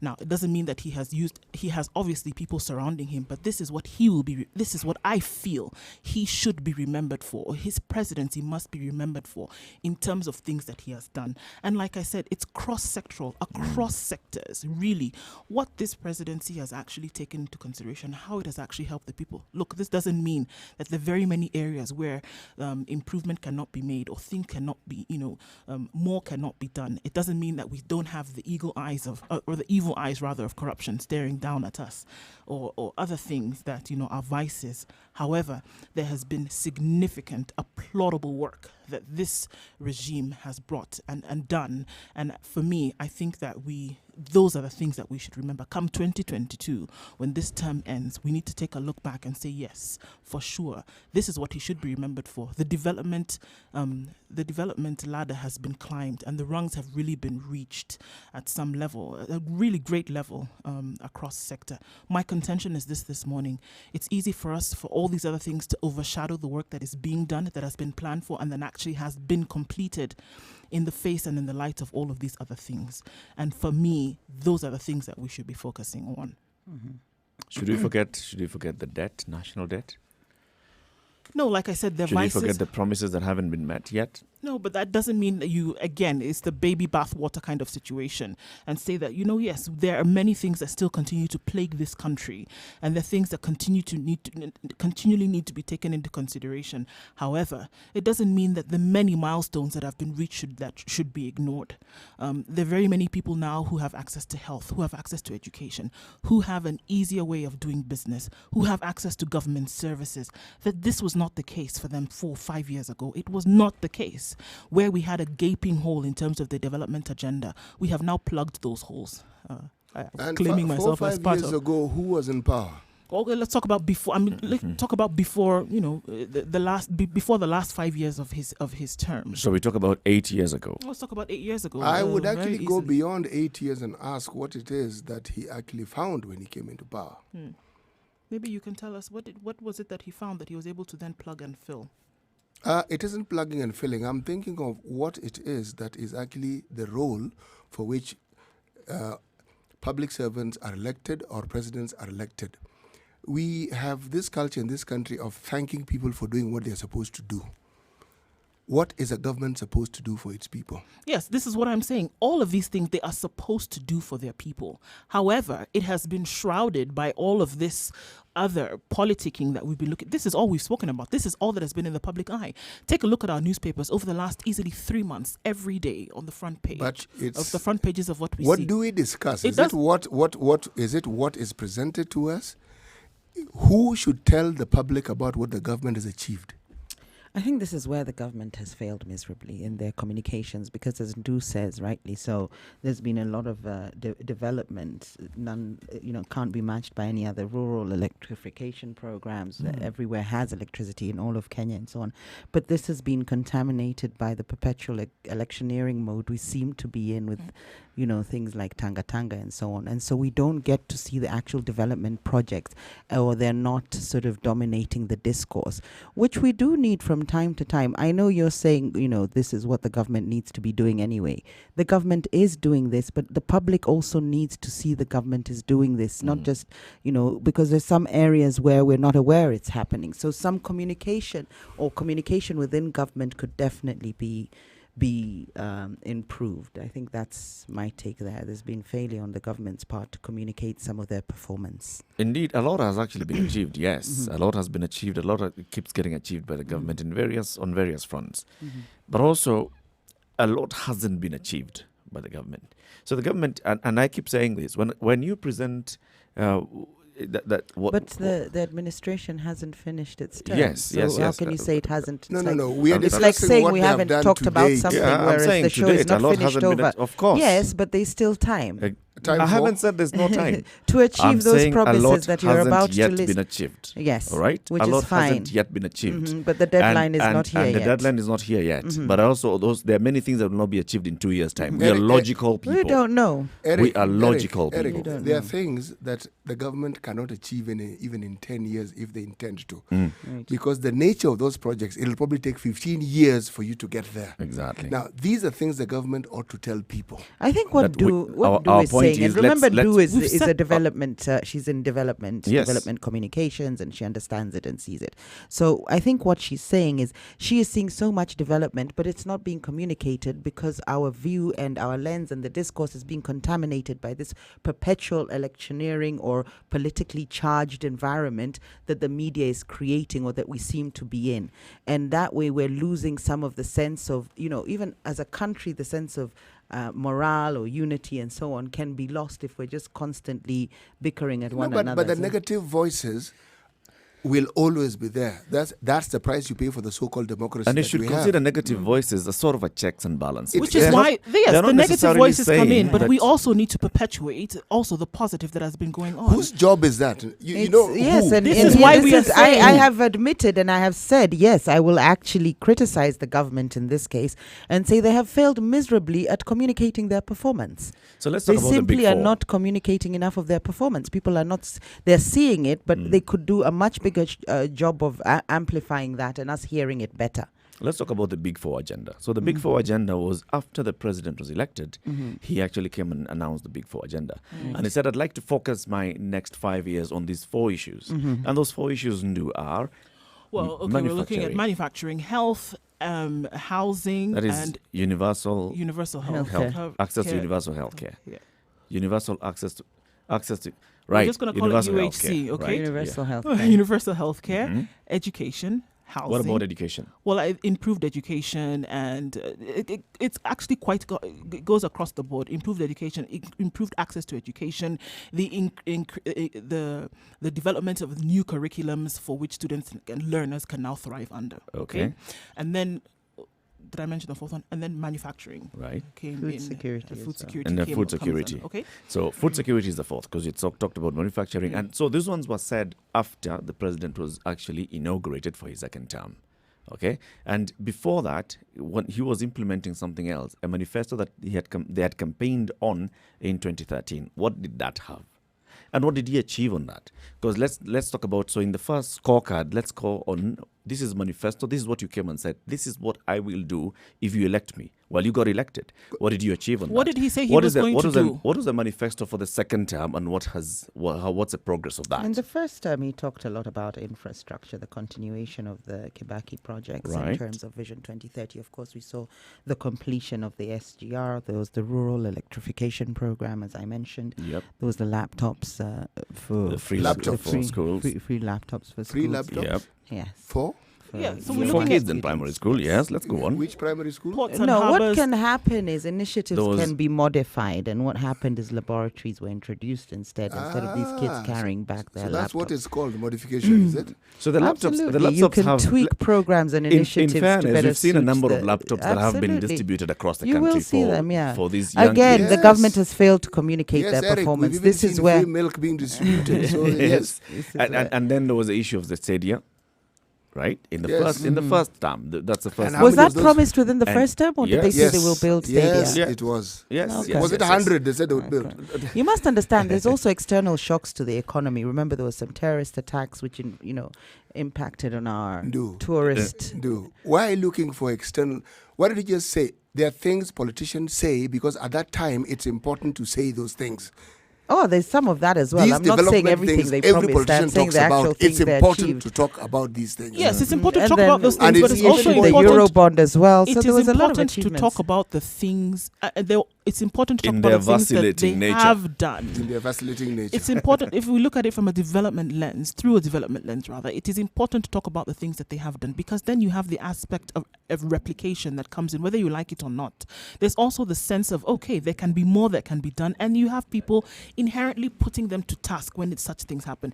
It's a social way of doing things. They see that this can happen. It's actually been done, and we move on. There's been a failure on part of government to actually tell us what has has been going on. This is what I was talking about, the morale of the Ndu. country, especially if you're looking to unify the country. It might as well be under the Successive the auspices of governments have achievement. failed to communicate what you're saying, but the government prior to this one, it was the same. It didn't talk much about what No, it was but the supposed to do. disparity in development was huge in terms of the infrastructure development. Given where we were coming from, it was very apparent. Like now, there's been more roads that have been built in terms of mileage, as in kilometers, than under the Kibaki time. But what you'll find is because then there was no roads at all, that disparity nothing is to compare glaring. to. It's a stark difference, so you can see it.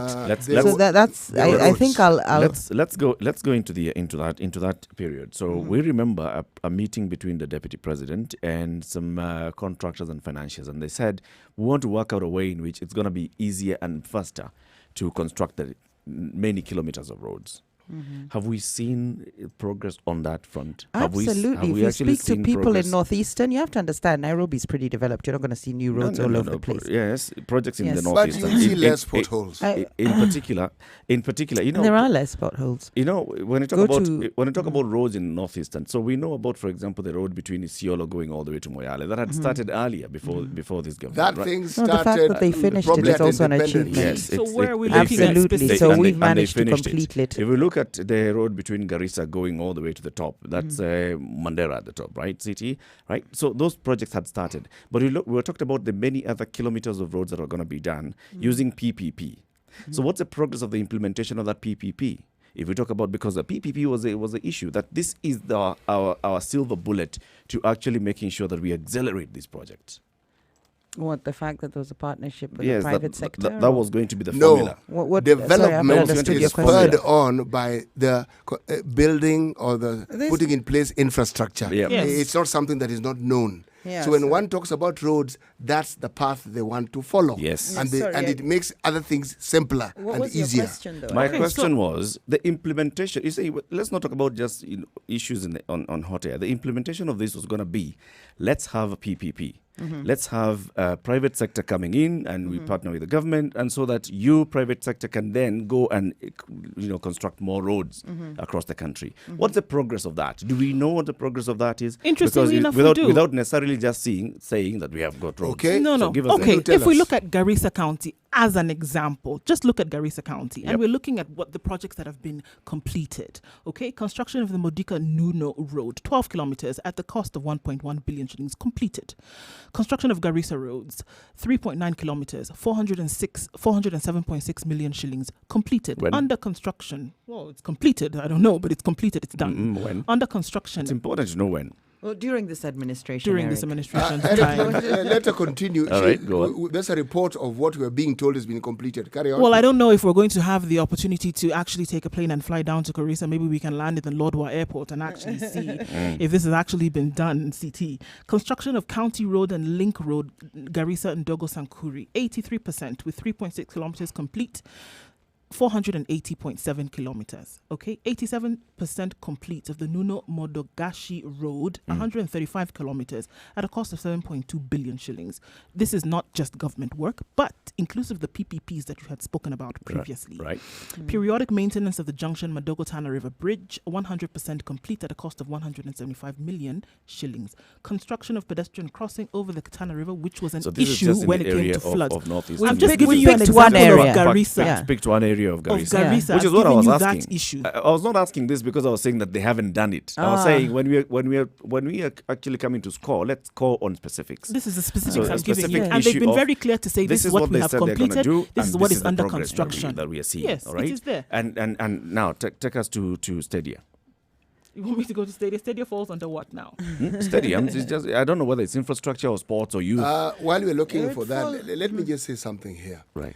Development projects, by their nature, have phases to it. You can have the idea, there's the planning, there's the looking for finance. All that happens, and it takes time before you actually begin. Then there's bringing in the prospective developers, the prospective contractors, etc., etc., etc. And then the years it takes. Part of the reason why there's been this proposal to increase the term of a presidency is because 5 years is not really enough to begin or complete any serious development project. It isn't. Not with an election. It isn't. And many of the things that we're seeing here, if you look at planning and the way planning is actually structured and conducted, Planning is not for 5-10 years, up to even 50, even up to 100 years. Vision 2030 is Yes. actually a 30-year So plan. some of these things, the credit I would give this government is this. They have ensured that whatever was planned to be done, we are actually seeing these things We're being seeing completed. results, and we're seeing completion. Yes, we are seeing We're them seeing being completion. completed. So Exactly. with that said, I'd like to introduce this word legacy. Do we see these development programs as Uhuru's legacy? He has said it time and time again. It's not him saying it. Legacy is something people bequeath you. I bequeath something onto him because you proposed. I know when we were talking earlier, you proposed. When we were discussing this discussion prior to the discussion, you proposed that the development would be his legacy, which I mean is great. But I feel that maybe unifying the country will be his legacy. I don't know what your thoughts are on that, CT, with a handshake. Believe it or not, that is the impact. Bringing the country was very divided. There was talk of secession, and I think what was done it was amazing. It hasn't been done previously. There's been tensions for decades between the two communities, and I think that will be. If the word personable means what I think it does, President Uhuru is one of the most personable, affable, likable, yes, presidents this country has ever had. And what one sees is the effort and the earnestness with which he approaches things. I mean, you either look at it that way or you say the man is a fantastic actor. I don't think he acts. No, it's genuine. You listen to him, you look at him, there's something genuine about him. But this presidency, I would say, in addition to what you're saying, it didn't begin well. No president in this country has begun his term by going to The Hague. Absolutely. None. So you have The Hague hanging over your head, you have a country to run, you and your deputy, and you're both at The Hague. Huge disadvantage. And you're coming in against a backdrop of a country that was polarized before you actually got there. And of course, there's the transition. We're going into the new constitution. Yes. Then you have the new constitution, and it's being enacted during your term. Now, that in itself has problems untold because we didn't even know what the problems were going to be. I think that's one thing I failed to mention. Devolution has been a real success in terms of its implementation. If you imagine where we were before. Again, the government does not communicate Let me open the phone lines. well enough. Let me open the phone lines. 0719-012-600. If you're in Nyeri, you're on 90.9. And that is where Kevin is calling from. From Kirinyaga, I think you're on 90.9. Good morning, Kevin. Good morning, Eric. Yes, you are in the Situation Room. Karibu sana. Siti Muga, Jerry Thorne, and Du Oko are here with me. What do you have to say about Uhuru's legacy? Thank you very much. I need to make some objections about the Uhuru legacy. And one thing I need to make, I need to say that small minds are scared minds too. Now, the government is not ready to release the information on a regular basis concerning about the information in the house, about the having the movements that are being established, being enhanced, and being facilitated in the government. The project. Because I happen to liken this government with the cinema house or the cinema hall. Now, what is happening in the cinema hall? Only those people who are in the cinema hall are getting to know about it, are getting to cheer about it. But all of us who are outside the cinema hall, we don't get to know what is happening in that hall. Now, we just get to cheer around. We just get to talk about it. But that is not the point. We don't need to do that. What we're supposed to do, I think the government of Kenya, it is not up to the task. And it knows that. It is not ready to release information, what is going on in the government, because they know they will be put into the judgment. They know. I was going to say information can be released, but of course the media also is not in the business of publishing what we would consider good news. And as you heard CT here say, why Yes. should we even talk about what should be done? So sometimes it's difficult to sell this information. They can release it and it's there. It's in the public domain. If you go on their website, the statistics Ndu was reading out from in terms of the road that's being built in Garissa, that's online. Everybody has access to it. So sometimes you'll find the media also has an aversion to writing good things about the government because they can be seen as either pro-government or not critical enough, or it's not interesting enough. So there is that barrier. Okay.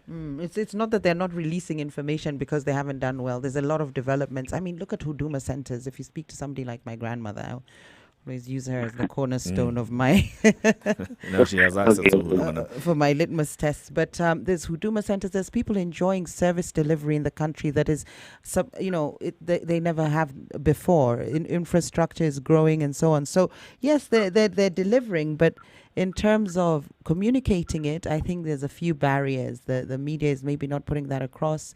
You've got a lot of politicking contaminating that environment. Kevin, do you buy that? I think I can buy that. Okay. I can buy that. Asante. Okay, now can I strike City a little bit? Yes. Yes, please, City, go ahead.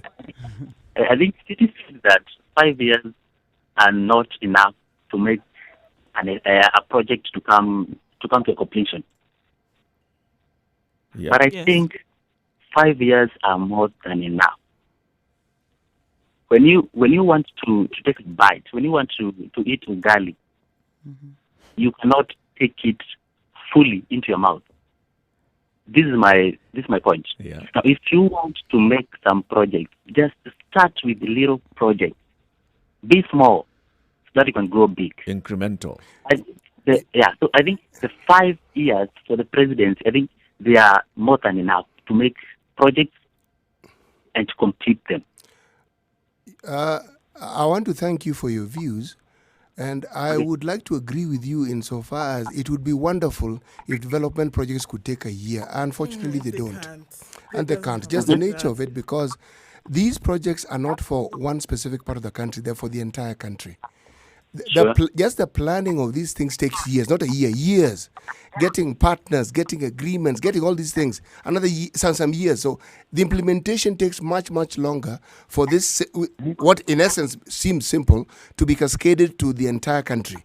So yes, it would be wonderful, it could take 5 years, but it in reality cannot. I think you also have to look at you must look at development as a baby. When a baby is born, there are certain stages it goes through. And you can't expect that a baby has now developed teeth when it's born. There are certain milestones that will be crossed. And you've got to look at the presidency or the term of a particular leader, a presidency as a term.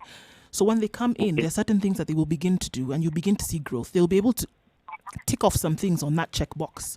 And that's how development works, in the sense that there are certain things that are done at certain times. There are certain things that you must do in advance before you then now are able to birth the baby. And even when the baby is born, there are certain stages it must go through in order for you to realize certain things. We can't expect to have been born today and walk tomorrow. At the same time, if you're not walking at a certain time, we begin to ask questions and say, what is really going on here? So I don't think we can look at this government and say it is not working. Definitely it has passed the stage where, it was born, it began to eat and then began to consume solids and things like this. And that's how development works. We can't go from 0 to 100 like that. It actually takes time. And now those measures those things that we used to measure and say this is where we have reached, or this what we've been able to cross, is what we're looking at today, and say now that is what can be applied to a certain government and say this is what they've been able to do as far as the development agenda is concerned.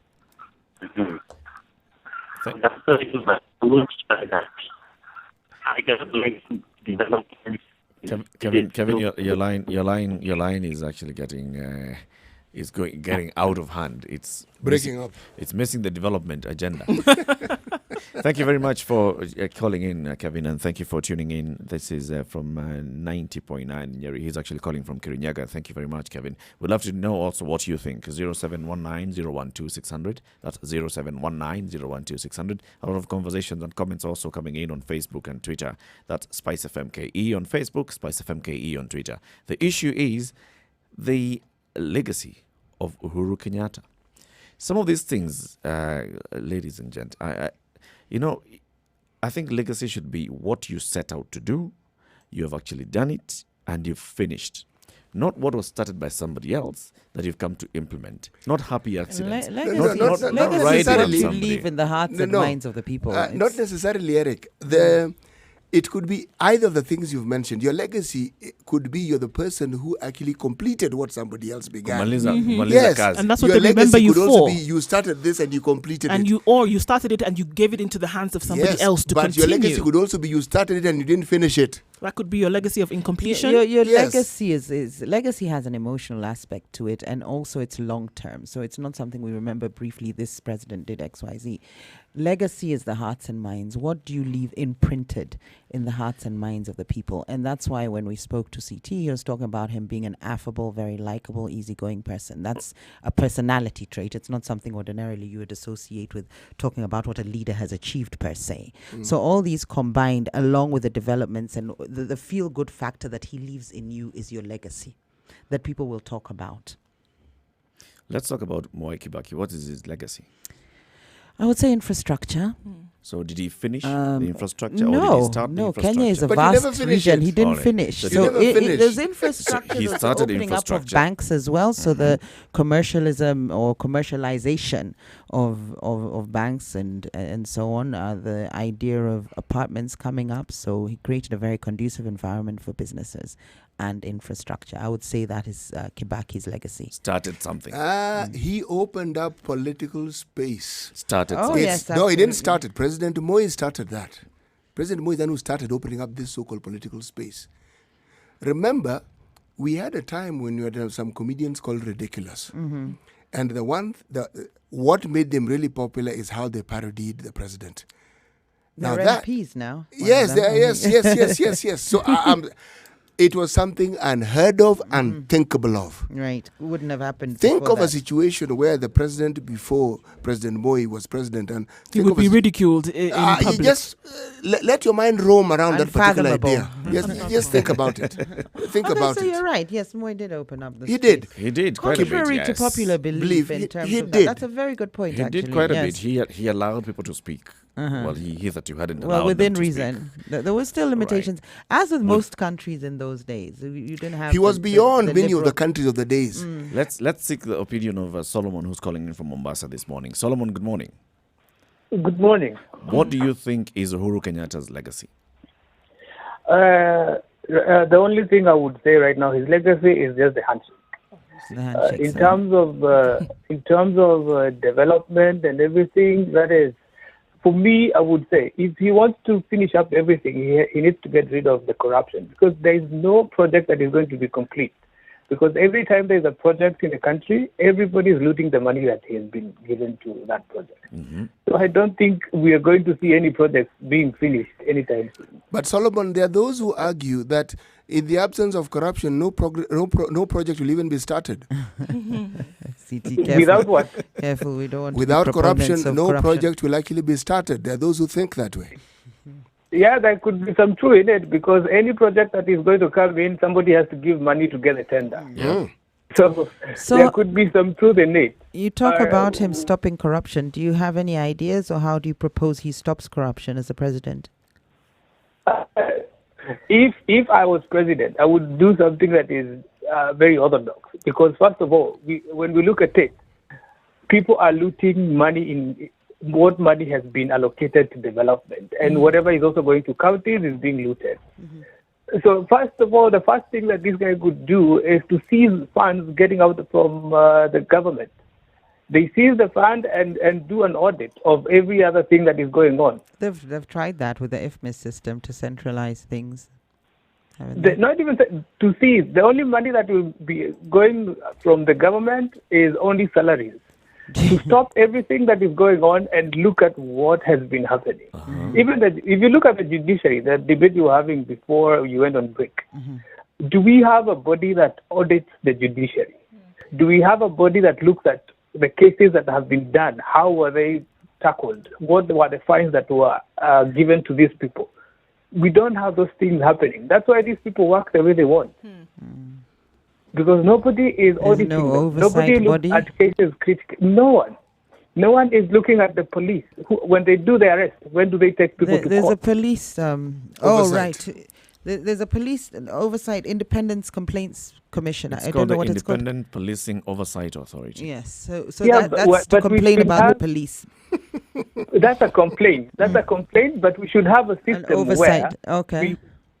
where if you're taken to court, if you're taken to the police, you should be taken to the court the following day. So do we have a system that will do all that and will know this person was arrested at this So time? you want us was to taken police court the at this time? police, in essence? Yes, they should automate everything that can communicate also to the judges and everybody else who can be able to get, like, we are now digital. We should have a system where you are able to look at everything and whatever is going on. Okay. Solomon, you do realize we're a developing country. I'm assuming a lot of your expectations are informed maybe by what you've been watching on 24 and so on, because resources are limited and we're still, we will get there, but we're still developing.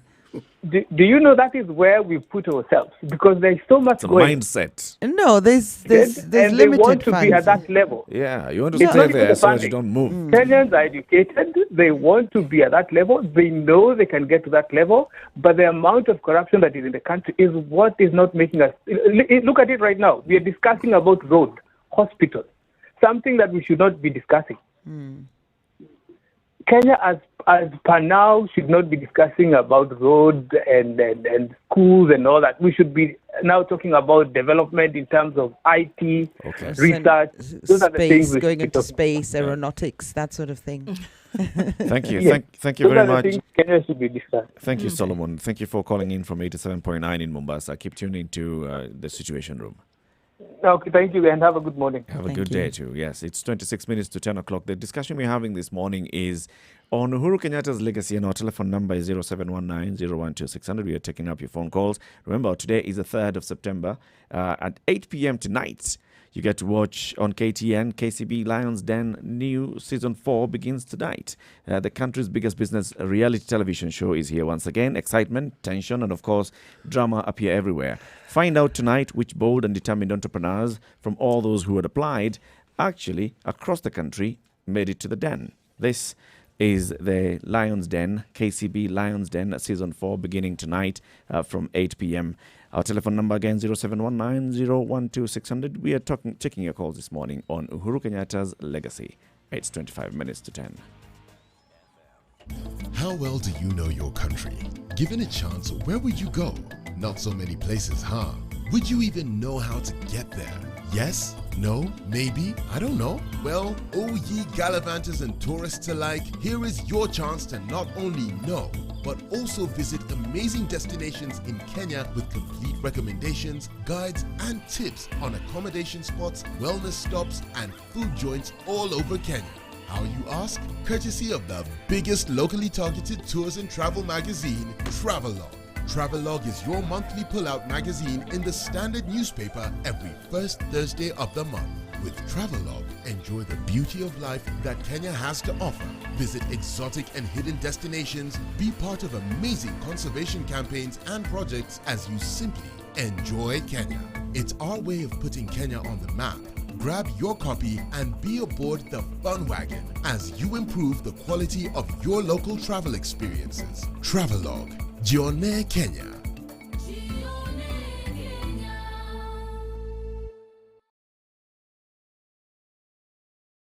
Tired of living your same old life? Need to spice it up and add some flavor? Well, we can help you go from living to living it up. East Africa, are you ready to be a part of the most vibrant entertainment scene with the best, freshest music, travel tips and destinations, fashion, tech and health trends, as well as your favorite celebrities' lifestyles? Introducing your favorite entertainment magazine, Pulsar, the ultimate all-in-one guide that will give you more meaning to life. Catch up with your celebrity writers and contributors to stay up to date with what's happening around you, where and how you can be a part of all that. The lifestyle guide that has been missing in your life. Pulsar. Live it up. Are you ready? Okay. Spice FM.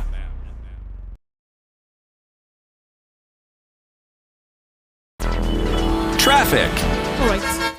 You love this time of the morning if you're on the roads, because this is now when traffic is dissipating on most major roads, specifically in Nairobi. The issue of Mombasa Road seems to have been sorted out more or less, and we have traffic moving smoothly all the way towards the Nyaya roundabout and heading into the city centre. Langata Road, Ngong Road, Joko Road, Thika Road, we don't have any issues right now unless something devastating happens during the day, which we pray against. Of course, we still have the issue in Westlands heading into the CBD, and we hope that as the time goes by, we can also have the traffic moving along. All right. Apart from that, do send us a message or give us a call on 0719 012 600, and we'll put your concerns through. Mature, intelligent talk every morning. Spice up yourself. Mornings done right. 94.4 Spice FM, Nairobi. We're discussing Uhuru Kenyatta's legacy. Well, he's been in power for about, 7 years now. Edward from Nairobi, good morning.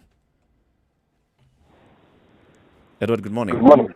Yes. Good morning. Yes, thank you very much for calling and welcome to the Situation Room. Thank you. Right. Legacy. Yeah, so I think for me, Uhuru's legacy will be the president who could have done much but actually did very little. Mm-hmm.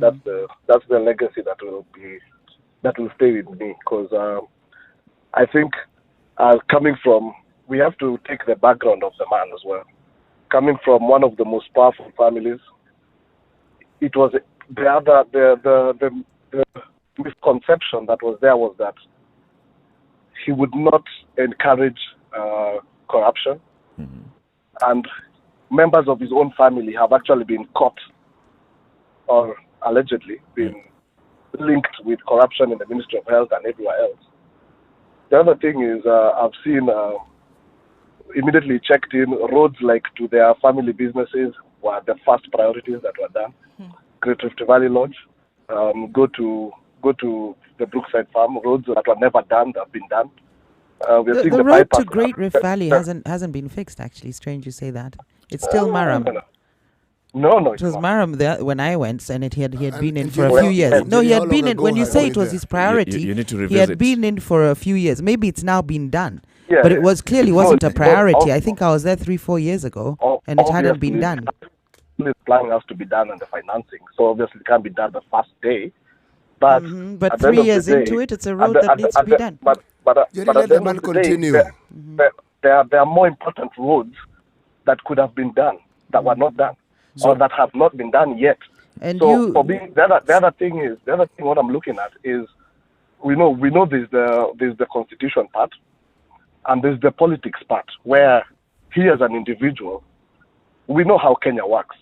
So if his legacy was to kill corruption and kill stuff like that, he would have actually used the under the table deals that he has done for other things to strong arm people into pushing development agendas, which he hasn't really done.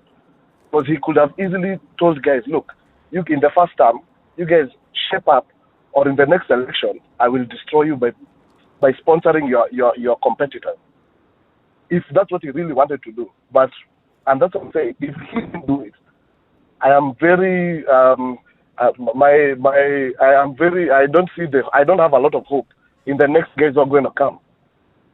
If he's the most powerful guy, or he's from the most powerful family in the country, and he has not brought this change, he's going to help this country. We really have to be serious about these things, because people put a lot of things to the side and brush them off. Yes, one thing I'll give him is that he's helped demystify the presidency. That's another legacy that I'll give him a plus. That he's made it a very approachable presidency, kind of. Actually, it sounds like that's the only thing you're giving him. That's the only plus you're giving him, because the other one was actually a negative. You said, but legacies don't always have to be positive. Yeah, Hitler has a legacy. The legacy is a mixed bag. It doesn't have to be all positive or all negative. Okay, so his the other legacy that you gave him is the missed opportunities that he had. Oh man, if he wanted, that's why there are a lot of people who voted him in, thinking, look, this guy already, they own half of the country. So they'll, let's be real, they own half of the country. So they will not be as hungry as all the other people. Okay. But it has worked just like it's as good as just someone like me just becoming president. And, No, it's interesting, and I'm glad you see it as good as somebody like you coming president, because it wasn't his family that took the presidency; it was him as an individual. So you've got to take out the power. No, you've the power that comes of him being a prominent or coming from a wealthy family. That doesn't come into his leadership per se, and of course his leadership. It really does. At the end of the day, it helped. It helped finance. His family helped finance his growth. The president is even given a salary. But one thing I want to come back to you at, that's a very important, and it's really time we cleared this up. You said even with corruption, we know how Kenya works. If he was serious about it, he could have fought it. You have to remember there was a lot of powers lost, first of all, with the new constitution and devolution, and then also with the separation of powers. Also with the separation of powers. And yes, it's easy to live off the remnants of previously where presidents could make roadside decrees to have people jailed and so on. But we've come a long way in terms of democracy, which I think is another important pillar in his legacy. So it's important that we get off the way, we remove the lens from previous regimes where the president could actually say, jail this person is corrupt and so on. A lot of those powers were curtailed under the new constitution. So when you say he could have done something and fought corruption, it's important that you realize the context was very different constitutionally and legally. Yeah, and also I want to reiterate, it's him that is in power, not his family. So you can't illustrate what you're saying. We cannot run away from that, because even though it's him who's in, those are your perceptions. But they are. He's giving us his opinion. I'm saying we cannot run away from the fact that his family is benefiting greatly. So basically, if it was him alone, then his family would not be benefiting this much. By the way, I'd like to chime in here. Edward, listen to what CT is saying. Those were accusations that you speak of. I don't recall any place or anywhere where they were proven to be the truth. They were accusations. But the point I'm making is to illustrate what Njeri is saying is, every president prior to President Uhuru could sack his deputy. President Uhuru can't. Yes. He also can't sack the Auditor General. He also can't sack the attorney. There are things he can't do. He can't have anybody taken to jail on charges of corruption. He can't detain people. And that's why I put it very clearly and said, there's the on the table way he can't do it. But under the table, the way what makes you think the under the table way exists? Under the table way is a way of doing things officially in this country? Well, that's what he thinks. What makes me think so? Yes. No, I'm saying, are you saying that is a way of doing things officially in this country? And now we are saying that if there's a way that things cannot be done. Edward is alluding to influence. I mean, you're a politician, you use influence. Exactly. You're a politician, you use a position as influence, and then you influence. But this is a president who wants to uphold democracy and that is well. what CT had actually alluded to earlier. The fact that, these three institutions are independent doesn't necessarily mean that you cannot influence one another. So you're talking about the presidency influencing one another within a constitutional framework. But what he is talking about is Chinia. What would it be? But it doesn't mean corrupt them. It doesn't mean that. What the caller is saying is something we need to take note of, because he's actually presenting a perspective that is held by other people. It's not just him alone. Right. Yes, and it's worth noting that that's how people see these things. And that's why I say it's tainted by the lens of our past regimes and how power worked in this country. What he needs to understand now is that the presidency has to navigate through a constitutional framework. He cannot say, I don't want so and so because I am powerful, I'll do X, Y, Z. And maybe he does want democracy and his upholding of it to be think about part it. of his legacy. In previous regimes, anything involving the family of the president, would they even have reached the papers? Edward, let me give you a last say on this. No, they wouldn't. They wouldn't. There's some freedoms that we have to celebrate, of course. Yes. Yes, but it may not necessarily be through him, but they were coming. We've been growing. There was no other way. We would have had. Not necessarily. Edward, you don't seem to like the president very much. No. Let me tell you, as an individual, I love the guy. Awesome. But as a leader, horrible. All right. Horrible. Thank you. He has failed. He has failed. And one thing I know is that the what do you call it? The families, they are playing a big role. We are having them straight inside heading service, or rather parastatals. We are seeing them. So there's benefits to being president. Right? So the point that I hear you making, because our question was whether how you rate the presidency and the president's basically legacy, is there are some things that you give him and there are some things that you expected more, but you feel like he has not lived up to your expectations. That's bottom line. Well, to be honest, I had very little expectations. Okay.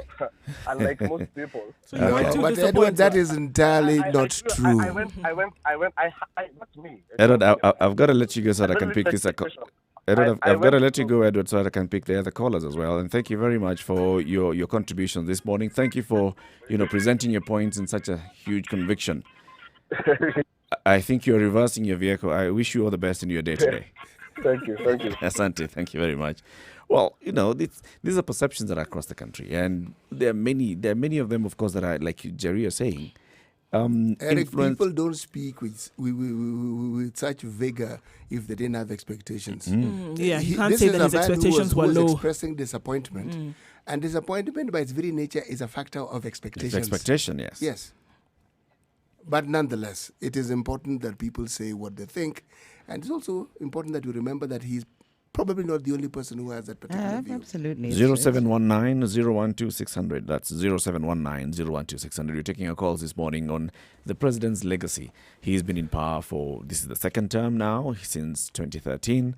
And there are very many development projects that he has instituted. There are very many other things that he has actually seen through, come to completion. There are things that he has started.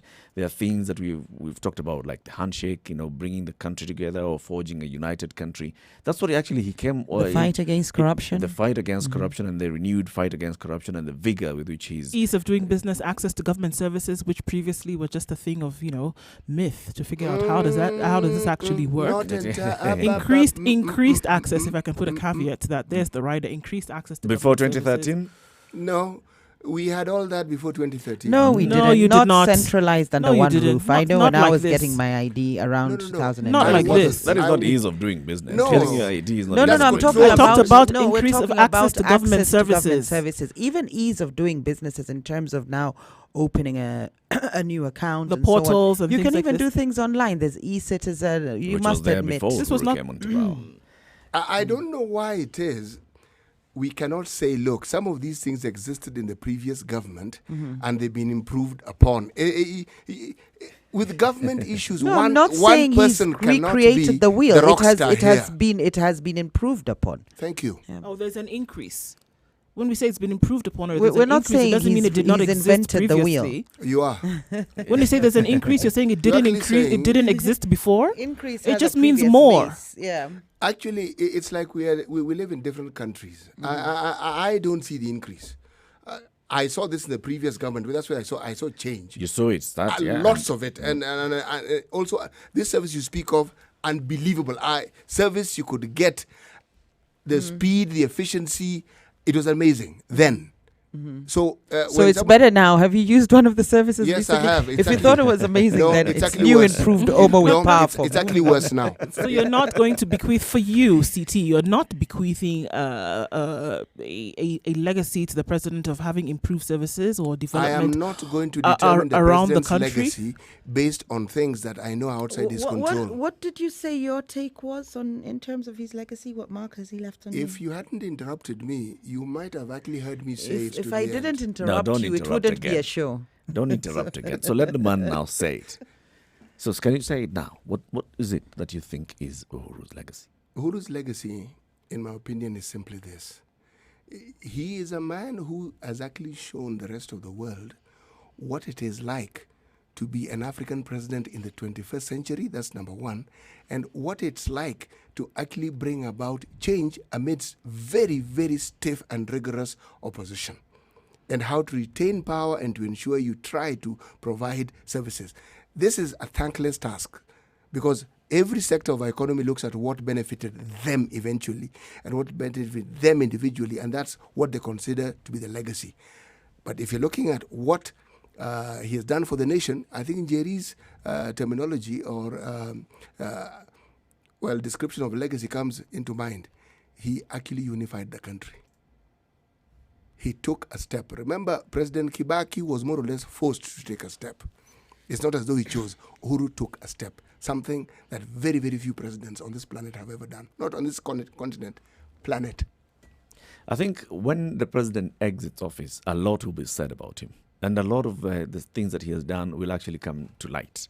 Right now, just like it was happening in 2001, when Kibaki was still president, you were asked about legacy. Nobody would have told you anything about infrastructure. They would have told you, this man, 2008, all these things. It's easy for you to actually be very critical of a man when he's still doing his job until he exits office.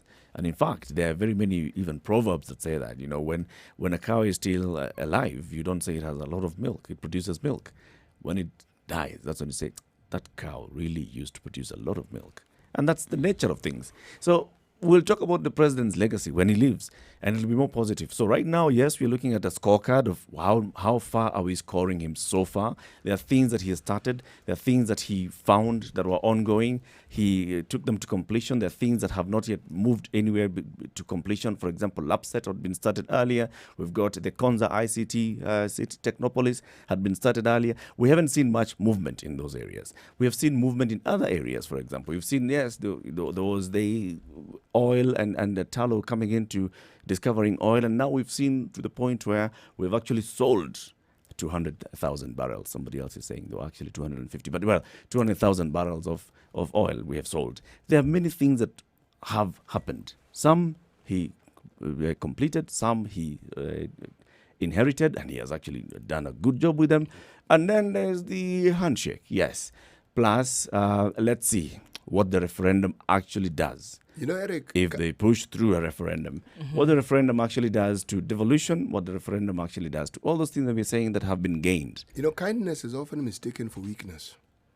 When someone sort of like seems to take it easy, whereas he's saying, look, guys, you have an opportunity to do certain things, do it. That's, in my opinion, is what the president has been doing all along. When he cracks the whip, then there's a hue and cry. And he's been giving people time all this time to sort this thing out, clean up your house. Do whatever needs to be done. It's not done. He says, okay, fine. You forced my hand? Fine. This is what we're going to do.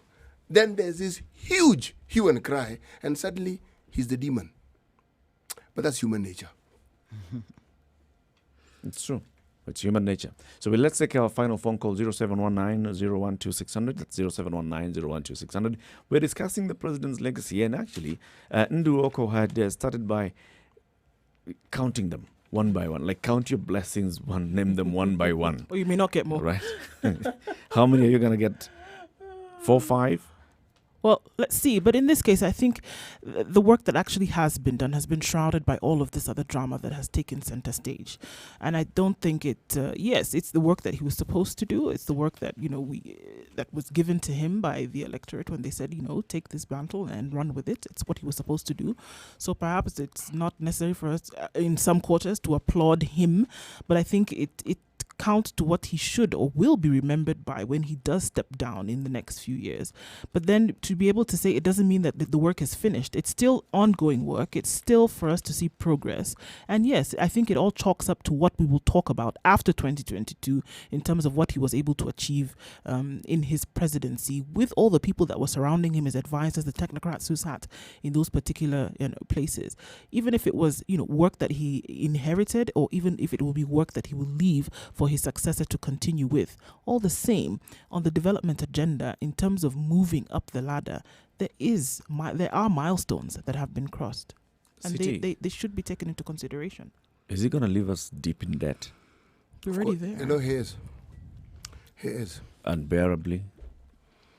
What is the yardstick? What is the yardstick? What is for sure is we are going to have a heck of a time repaying these debts. And if the debt, if the money that we borrowed had actually been used for what allegedly it was intended for, they would have spurred development And that particular vortex of development would have generated the sort of money that would have made it easy to pay. Yes. But that in many cases has not been the case. So it's a burden that he will leave with us. It's 2 minutes to 10 o'clock, so let's take a round of our closing remarks. I'll start with you, Jerry Thorne. On all the topics this morning. Oh, on all the topics. I've forgotten what did we start with this morning, Kibra. With Kibra, I say it's still Raila's stronghold. I think that Mariga is a project by Ruto, and I think it's simply to test the waters. I know there was some offense taken from people calling from Kibra. They said this is our real lives and so on, but we're having national discourse and it's politics we're discussing.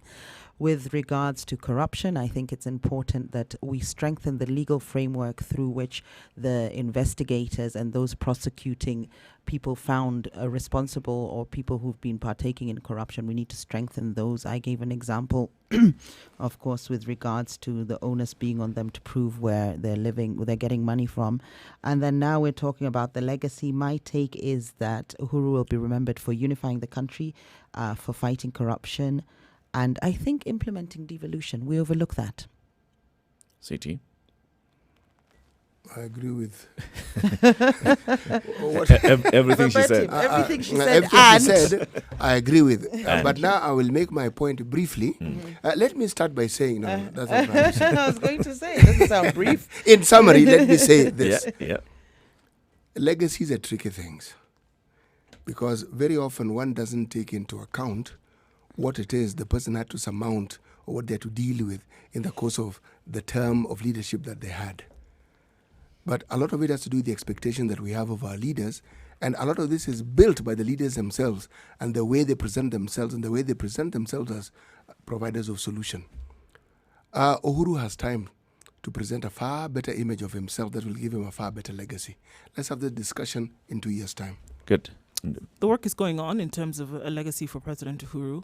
If there's anything that is being done right now, it's being shrouded by all the politicking that is taking place.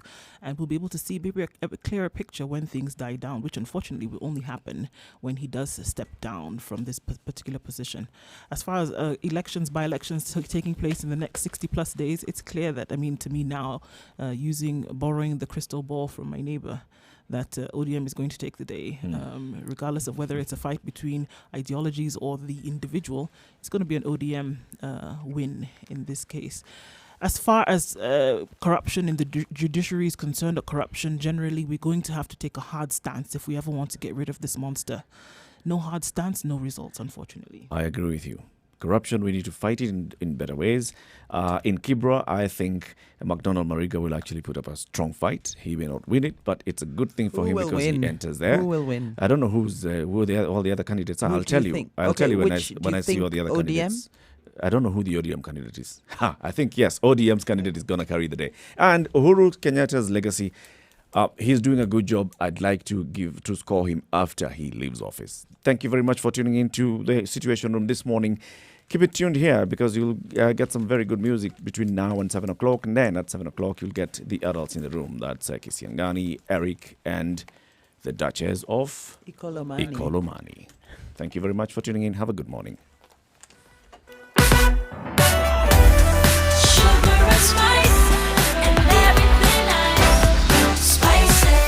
Spice up your life